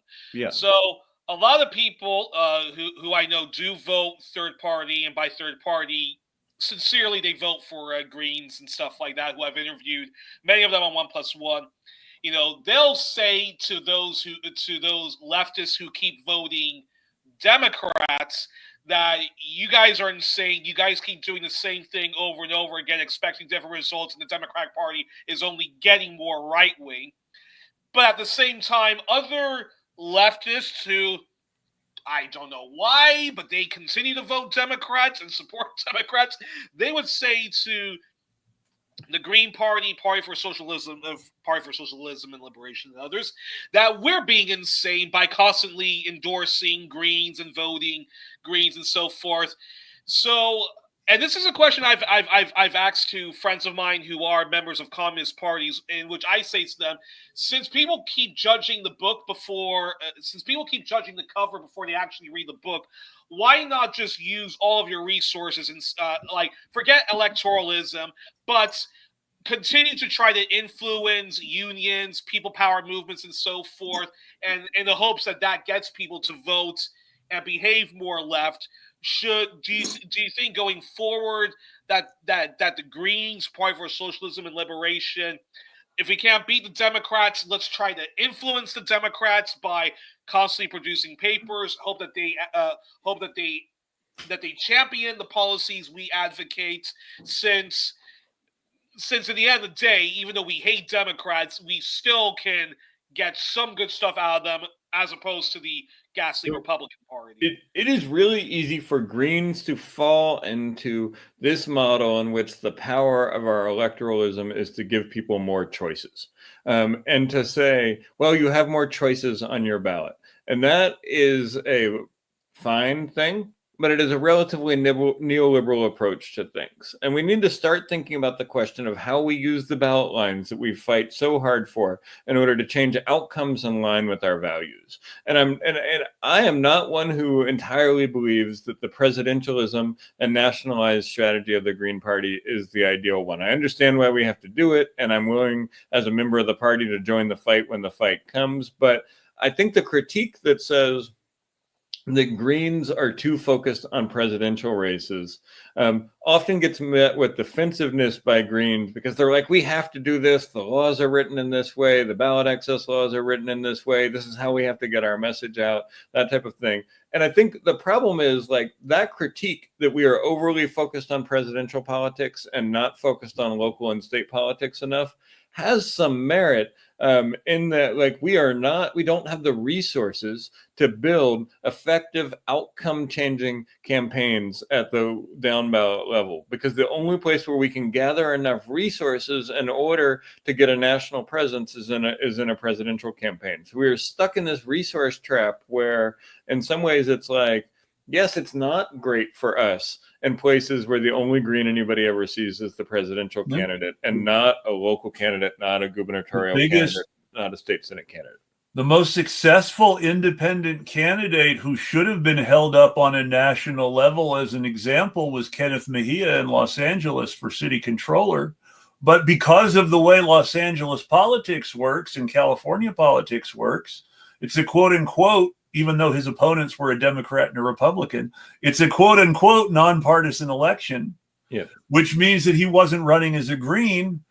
And his association with the Green Party in Southern California was always more about ballot access than anything else anyway, because that's how the Greens in California have tended to be, about ballot access. Right. That there wasn't a deep relationship between the Mejia for controller campaign and the Green Party. And look, so I mean, the answer to me, like, I would love it if we could figure out a way to get beyond nationalized presidential politics as the base of what we do as a party. But I don't actually I think that is not likely to happen. It's not possible in the near future. It's not possible in the near future because the party at this point is self-selected down to a group of people who believe in that strategy, right? So if you're in the National Green Party at this point, you believe in the strategy of running a candidate for president every year. And so, like, when people say, why don't you take that up within your own party? And it's like, well, because everybody who's left here at this point believes in that strategy.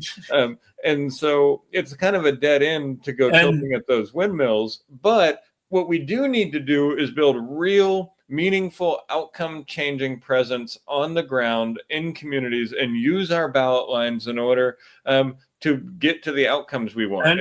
And I mean, I think we have to think about this in a power concept instead of a choices concept. Yes. And like, how can we use this ballot line in order to make the outcomes bend in the direction that we want them to bend in? How can we organize power, organize to build power, organize to use power, organize to retain power, and do so in a way that influences politics towards the outcomes that we want? These are the fundamental questions of our time. Now, I am repeatedly on record as being very skeptical of electoralism. It's something I talk about a lot. I have said time and time again, and the last time Andy and I talked was at the beginning of this presidential cycle. So I thought when he wanted to come back on, I was like, yeah, this is the perfect bookend. And I mean, I talked about being skeptical of electoralism and thinking that the big organizing for the future is mutual aid. And defense of the activists engaging in mutual aid and direct action. Helping people, making people's demands on their behalf, and defending ourselves and the people we're advocating for really should be our three biggest responsibilities as socialists. I'm going to use the word socialist right now because that sends a clear message. As socialists, we should be focused on building an alternative biopolitics to the necropolitics of this two-party system that is profiting from people dying in huge numbers.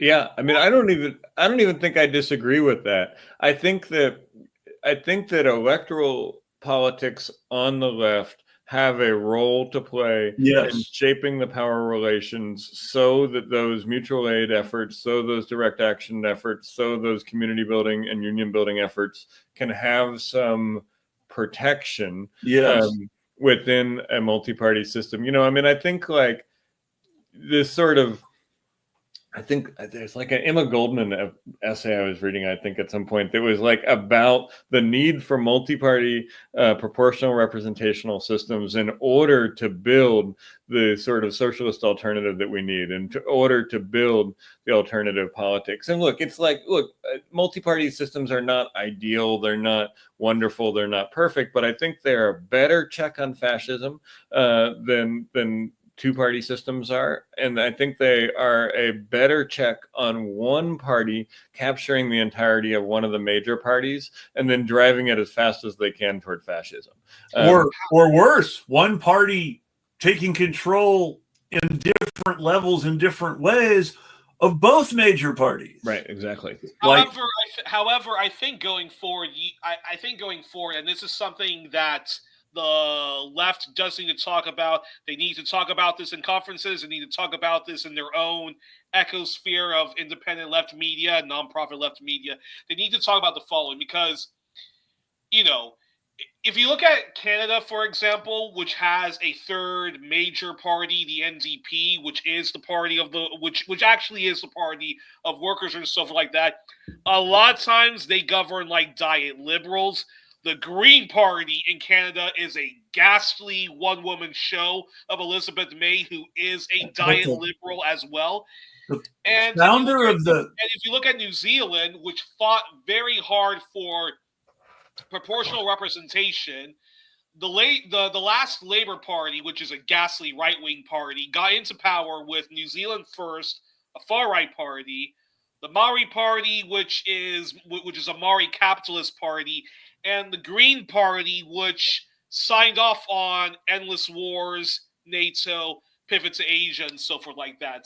And I think too often Americans, I know why they do this, but I think too often Americans, way too often, lionize other people's political systems. When if you look at England, for example, you can choose between three right-wing parties: Reform Party, Labour Party, Conservative Party, and the Lib Dems. And then if you look at Germany right now, whose coalition government has just fallen, the SPD is not a social democratic party. They are a neoliberal party. And the Green Party over there, is a ghastly Who did they?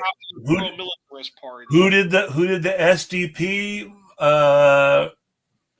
rummage up to be their leader? Foreign president of the EU, Donald Tusk. Exactly. I think this is really important. And I think when we think about an internationalist politics, we have to have a realistic understanding of what is actually happening in other multi-party systems and understand that it is not, the land of milk and honey, and it is not appointing Joe Hill as prime minister. Jacinda Ardern.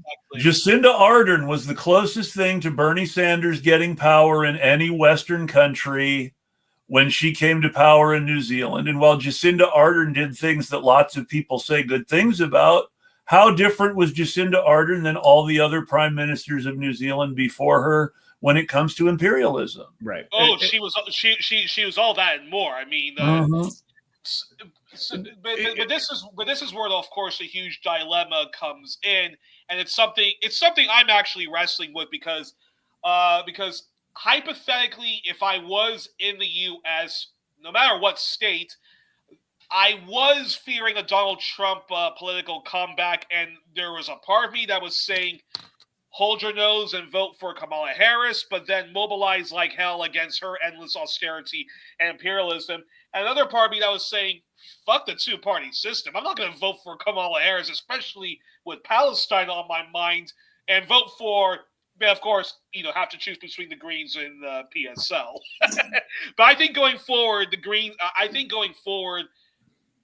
I think the other left parties, whether it's Socialist Equality Party or PSL, should just be supporting the Green Party because, okay, they may not be as Trotskyist as you want to be. They may not be as Marxist as they want to be, but it's a pretty damn good left party, and it's a party that actually does respond to people power movements and to left-wing forces, something which the Democrats don't do. Look, I mean, here's the way that I look at this in Maryland.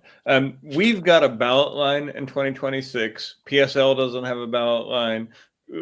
These other parties don't have a ballot line. Maybe the Ujima People's Progress Party will have a ballot line, but I am inviting people from all of those parties to come run on our ballot line and to understand where we can share things that make sense in Maryland politics instead of spending their resources to go spend $50,000 to get a ballot line. I mean, let's be honest. It's not like a Jamu Baraka and Margaret Flowers agree on a whole lot with Howie Hawkins at tea parties or something. No, right? But it is like our ballot line is the thing that we have that makes us distinct from the other left movements. It is the thing that makes us distinct from a mutual aid society. It is the thing that makes us distinct from direct action organizations. We have a ballot line, and we have committed in the U.S. to the strategy of using that ballot line in order to try to bring our values and solutions together. And we have to have a much better conception of how to use the power of that ballot line beyond a choices framework. There was a period in 2004 and 2008 where Green Party activists were actively advocating for being less active in presidential elections so that George Bush would be defeated or so that we wouldn't elect John McCain to continue George Bush's legacy. And so when they had this debate, they did have this debate about whether we should keep running candidates or just try to influence the Democratic Party. And for those roughly 8 years that they, stopped aggressively running for president and sort of tried to influence the Democratic Party, they found out they didn't have an infrastructure with which to influence the Democratic Party because their infrastructure was built up to run candidates for president. Yep. And look, and we are now 20 years into that strategy that we are going to run a presidential candidate. And I'd love to see us have some conversations about what the next strategy is. But for now, that's the strategy that we have. And we have to figure out how to build around it instead of without it. And let's acknowledge at least that the demo green strategy, which is sort of what Yuri was describing with the trying to influence, ultimately, that leads to becoming a less effective and even more derided version of DSA. Yeah, maybe. I don't know. I mean, like part of the Question H thing that we started this with was we organized with Democrats around issues. We may break. Now that's a local level, and that's really good. And yeah, I believe I have a totally different view of local politics than I do of national politics because, hey, totally. Anarchist. Yeah, But, totally. So it's like at the state level and at the local level, power is more bendable. Yes. Local politics is the single most important place right now that we can fight fascism. And I mean, I think state politics too. Like state politics too, yes. So part of the reason that I wanted to run for governor instead of state delegate or Congress is because I wanted to be able to talk about a different vision of how we orient the world and how we orient our politics. Yes. And so there's enough macro level scale running for governor to be able to talk about shifting the economy from a war economy to a solidarity economy, for example. Whereas we're not, like, if I could run for state delegate and talk about that all I wanted, but it's like the job doesn't have the scale. It's a conversation in a district, not a conversation the whole state is having. Exactly. And so there's an importance in selling our vision and being able to abstract to a bit from the day-to-day politics and to be able to say, what if we had a multi-party Maryland? What if we divested from the war economy? What if we invested in a solidarity economy? That I think is useful for helping people understand what the local city council person's vision at a larger level is, or to understand what the movement's vision is. And so, I mean, for me, the perfect race was governor because it does allow some of that abstraction while still being material and grounded enough that the decisions are connecting to people's day-to-day lives. And that makes sense. Can I ask two last questions to Andy? Go. Yep. Okay. So my second to last question I wanted to ask you is how much of the supposed infighting and disorganization that a lot of people claim that the Green Party has is actually just junk journalism, and it's just coming from maybe disgruntled Green folks who being weaponized by other folks who just have this nihilism that all of the parties suck, and let's just all just complain about things as opposed to actually doing something about it. So look, the Green Party is small. It is small and lacks the infrastructure and the resources in order to mediate some of those conflicts that might occur within other parties. So there is a big tent that includes progressive socialists from Howie Hawkins to Ajamu Baraka, which has a wide... Right. There are a wide level of radicalisms in that gap. Exactly. And so it is a big tent, but a small party. And so you will be, if the Democratic Party has people that are vastly disagreeing on transgender issues, the Democratic Party which it does, but it can put enough people and institution between them to mediate those conflicts sometimes in ways that don't erupt. Not nearly enough people reported on the 2022 defeat of a Democratic Party congresswoman in Illinois as the huge Democratic Party leadership reaction against trans rights that it really was. Yeah. Look, I mean, and I think that example shows a place where it does get sort of buried. And I think the other part of that is the Democratic Party has power. So power is a really good way to resolve conflicts. If you and I are in a conflict and Chris says, look, Andy, I'm going to make you the chair of this, and Yuri, I'm going to make you the chair of this, and the two of you can tamp this public fighting that you're doing down.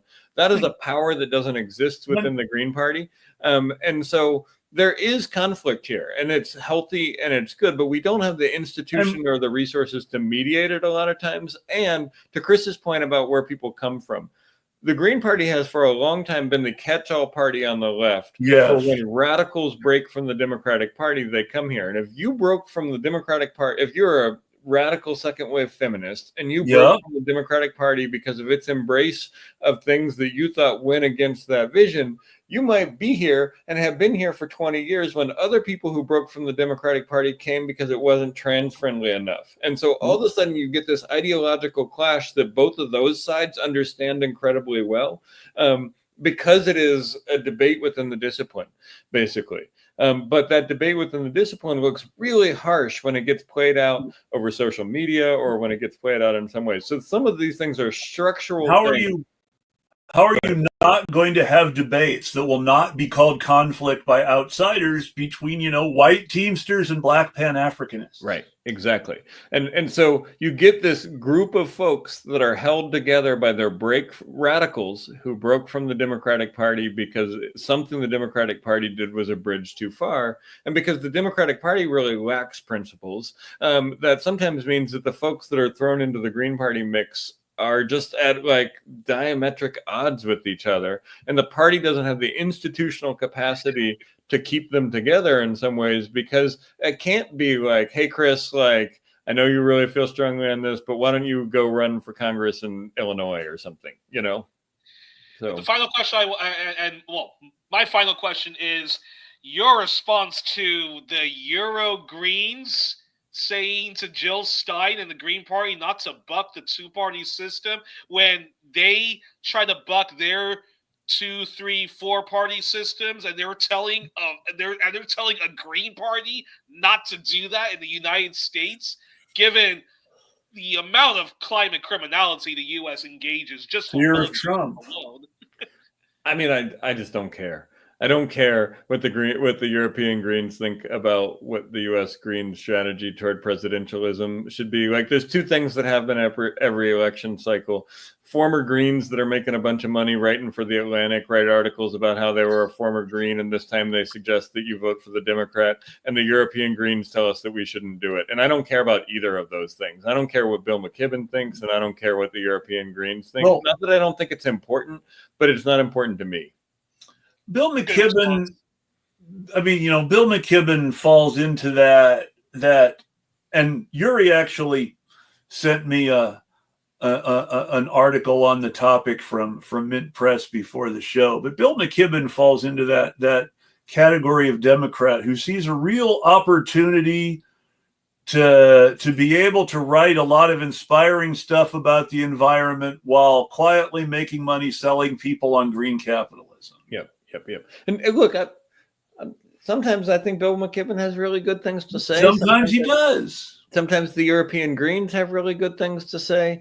But like, I don't care about Bill McKibben's opinion on green presidentialism, and I don't care about the European Greens' opinion on U.S. green presidentialism. Especially when Bernie Sanders ended up endorsing Hillary Clinton, even though WikiLeaks showed y'all were cheated, and his response was still to continue.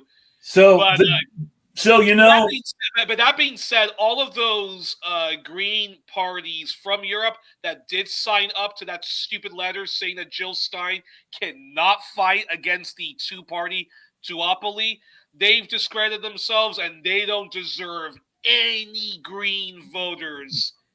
Yeah, in their respective countries. I mean, the German Green voters in those countries, but like for me, and I understand why it's important to you, and I understand why it's an important part of the debate. But for me, I just like I think in 2016 and 2020, I went through caring about what Bill McKibben and the European Greens said, and this time I just don't care. Like, I feel like there's real work to be done here on the ground, and I don't, I've talked to 1,000 people about the Green Party at least this year, and maybe 5 of them have asked me what I think about the European Greens, and I'm not, ultimately in the end, all the European Greens have a certain lifestyle standard that they don't want to see threatened. Right. And like, look, it is a topic that is interesting. It is just not a topic that is interesting to me. Right. Well, it's like when we talk about internationalism, let's start with the fact that the Green movement has never displayed within itself, and I'm just talking about has never been able to display the kind of international solidarity that it should with people in, say, Iraq especially in countries like Germany and France. Oh, the German Greens. Oh my gosh, we've so much has been talked about the German Greens, the barricade, which The some had whole European left outlet, which I used to go on their program a lot, but still friendly with them. They had this guy Thomas Kilconner who did an article about the very right wing shift of the German Green Party, and it's just so grotesque. I mean, the kind of things people complain about the NDP in Canada. Oh my gosh, I would say that the German Green Party is even worse. I mean, look, governing is harder than campaigning, right? And I think that it is useful if we think about what it would look like to, say, have a multi-party Maryland General Assembly in which the Greens had a small share of it. I think it is important to understand the lessons of how left formations exist in those other governments. And that comparative politics is really useful. I mean, one of the things that I think we talked about New Zealand a little bit earlier, and one of the things I think helped New Zealand to get the government right when they were moving toward mixed member proportional representation was that the practitioners of politics and the theorists and academics of politics worked together in order to come up with a solution that allowed it to actually be the best of both worlds in some ways, right? Too often what happens is I think politicians and political scientists don't want to work together because they have different views of what the outcomes of it are. And in New Zealand, they work together. And the system, is the system yielding left-wing wins left and right? No. Is the system one of the better at representing people? I think it is. Is it one of the better at muting the extremist forces? And even if it drifts to the right, it's drifting to the right within some guardrails, I think, to some degree, that I don't think exist in the really staunch two-party systems in the U.S.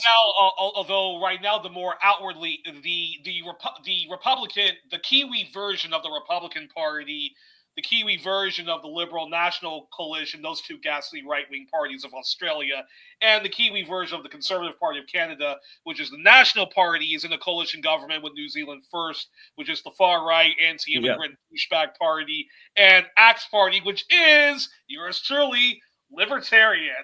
Right. No, look. They're going after Chinese immigrants. They're trying to rip up the Treaty of Waitangi and so forth, and totally. Endless austerity and endless war is the name of the game for all three of them. So I am not making an argument that multi-party systems are inherently better. I am making an argument that multi-party systems, I do think, allow for correction more easily than two-party systems. And so if this is too far right for the folks of New Zealand, I expect there to be an ability to use the system in order to shift it back a little bit. Like, I think that multi-party systems often serves as a brake on the radical rightward drift of two-party systems. But when they do drift in that direction, I think it is easier for voters and parties to mobilize the resources in order to correct. Like, I don't think there's a liberal solution to the two-party situation that we have in the United States right now. And I think in New Zealand, there's the possibility of a liberal engaging government, engaging politics situation, which could pull them back from some of the rightward drive they've taken. Let's talk about South Africa. South Africa has a multi-party system. South Africa failed in its revolution in many ways. They integrated leaders of the ANC into the bourgeois instead of expanding working class power. Yeah. But, and this is an important but, South Africa's multi-party democracy is healthy enough that despite Westerners making a lot of white genocide noise about the economic freedom fighters' slogan, "Kill the Boer," the most popular political party with young Afrikaners in South Africa is a black-led communist party, the Economic Freedom Fighters. Right. And look, I mean, I think the two-party system as it is designed in the United States right now, comes out of a post-war period in which Black internationalism, socialism, and a bunch of radical possibilities were exactly what it was designed to exclude. And we have seen the effect of excluding those voices from legitimate politics in the post-war period. Exactly. And so it is like it is designed for infinite growth. It is designed for agreement about capitalism, and it is designed for an agreement that we can't push too far on the civil rights struggle in a way that would internationalize it. It's designed to say we cannot seriously challenge white supremacy at home because our system requires white supremacy abroad. Right. It is, and so if it's like when the anti-lynching law discussions were happening under Truman at a time, there was this effort to divide the Black political class, to separate the internationalists from the integrationists. And that worked. They brought the integrationists into the Democratic Party. They brought the integrationists into the system, and they isolated the internationalists in a way that allowed them to enact decades of repression on them. And that separation of the international part of the Black freedom struggle in the United States, the anti-Soviet, anti-communist, anti-socialist underpinnings of the U.S. two-party system are intentional aspects of the post-war period that allowed us to get to the place where we are today. And it's important to remember that they were intentional. It was designed to exclude those voices from legitimate political discourse. And though he became an internationalist, to his credit, because of his experiences after the anti-lynching laws and some other things, it's important to remember that integrationist versus internationalist conflict around the anti-lynching laws is why every American knows who W.E.B. Du Bois is, and very few Americans know who Harry Haywood was. Mm-hmm. And actually, let me just say this to all the, and let me just say this in response to those Greens that were acting anti-green with Jill Stein. Malcolm X had the following to say this, although not to the audience, I'm saying it too. Anytime you throw your weight behind a political party that controls 2/3 of the government and that party can't keep the promise that it made to you during election time, and you're dumb enough to continue walking around identifying yourself with that party, you are not only a chump, but you're a traitor to to the human race, those Greens. And so, yeah, that's my 2 cents. All right, I see you do have an opinion about the European Greens. He really has a very strong opinion about the European Greens telling Jill Stein not to run for president, despite at the same time really kind of wishing Kamala Harris had won. It's complicated. Exactly. Yeah. But Andy, actually, I have to ask you this question about settler colonialism, since Palestine has been brought up and we talked about South Africa. I have to ask you this question then about settler colonialism in the U.S., but when it comes to the indigenous people, what do you now? The Green Party has many great policies in addressing the grievances of Native Americans, indigenous Hawaiians, and indigenous Alaskans. But I have to ask this, and this is not specifically about the Green Party, but it's about the broad left, people power movement. What do you think it's going to take for the broad people power movements to show more urgent solidarity to the plight of Native Americans, indigenous Hawaiians, and indigenous Alaskans? That's a good question. I think, especially on the East Coast of the United States, very few people have any meaningful connection to indigenous folks or people who were raised in indigenous communities or raised in indigenous traditions. Maybe they know somebody, but oftentimes that is somebody who was raised outside of those communities. And so I think I don't know. I don't know that this is one of those things that I don't have a ton of optimism about in the United States, because I don't think that there is a. I will put it simple, plain language for that everyone can understand.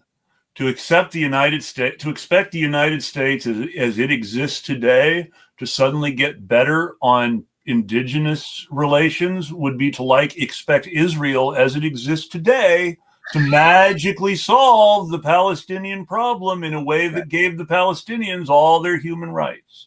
Right. But I would counter the optimism I share with you, Andy, and what you just said, Chris, with what do you think it's going to take for the U.S. to get to the level Canada is at in recognizing its settler colonial past and at least trying let's talk about Canada just a little bit before I close this out, because I understand what you're saying, but despite all the media coverage of of mass bodies at boarding schools, mass graves at boarding schools, Justin Trudeau has not stopped having his RMCP shooting Indigenous people so people can build pipelines. Yeah. I mean, maybe we can have some awareness. Yeah, I just don't see it.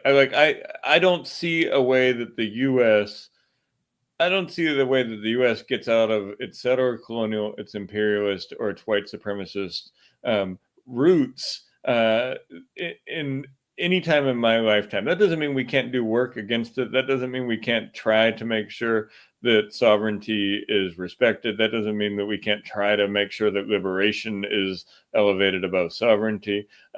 But maybe when I was 24, I thought that we could win this fight in my lifetime. At this point, I think that it is a fight, and when the fight occurs, we have to make sure that we're standing in solidarity with the people that are fighting it. The thing to remember about this issue is this was a tough issue for the leaders of the Soviet Union, even after they had taken over the Russian Empire.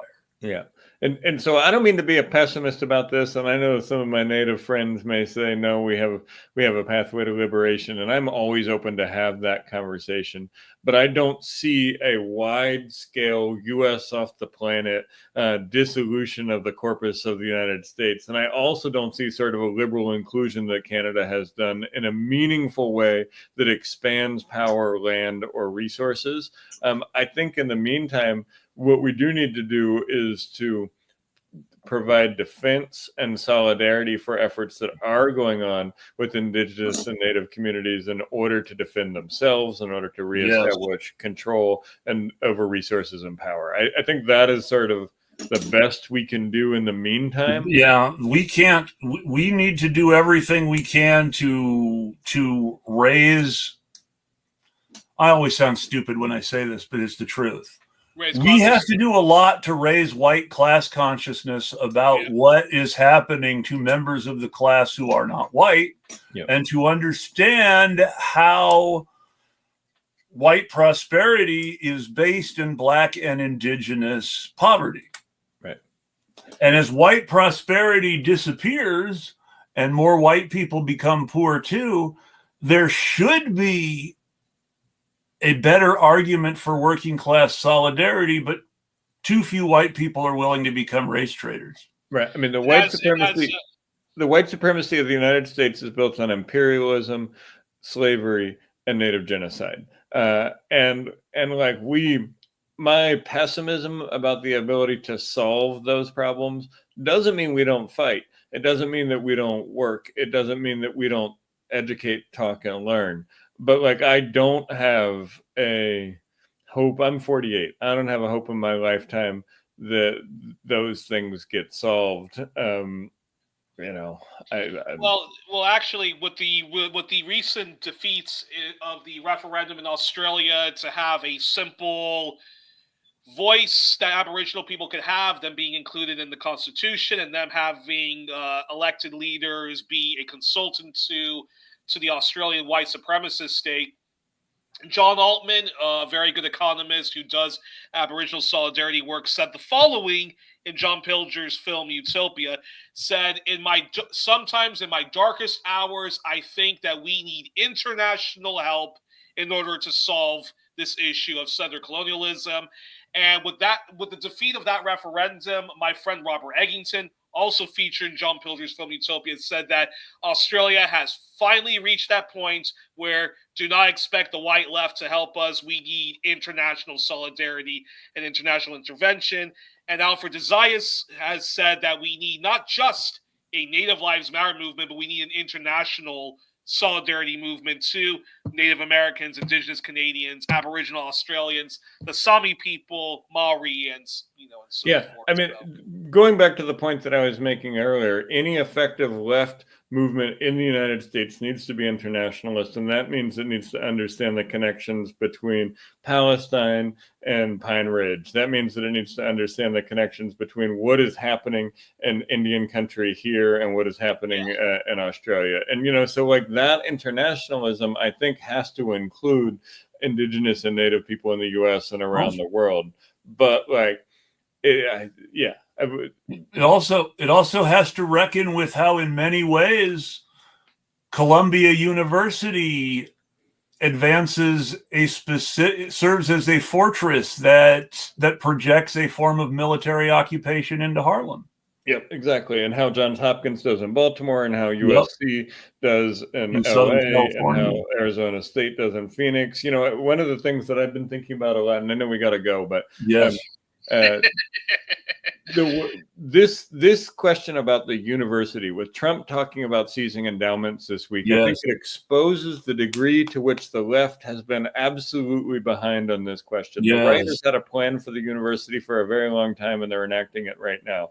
The liberals have a plan for the university, which is let it keep doing its thing. The liberals think the university is fine because they all graduated from it. Right, exactly. And what the left needs is a plan to take the power and resources and wealth of the university and to push it out to the communities that they're built on top of, so that we can have housing provided by the biggest housing provider in Baltimore. Jobs.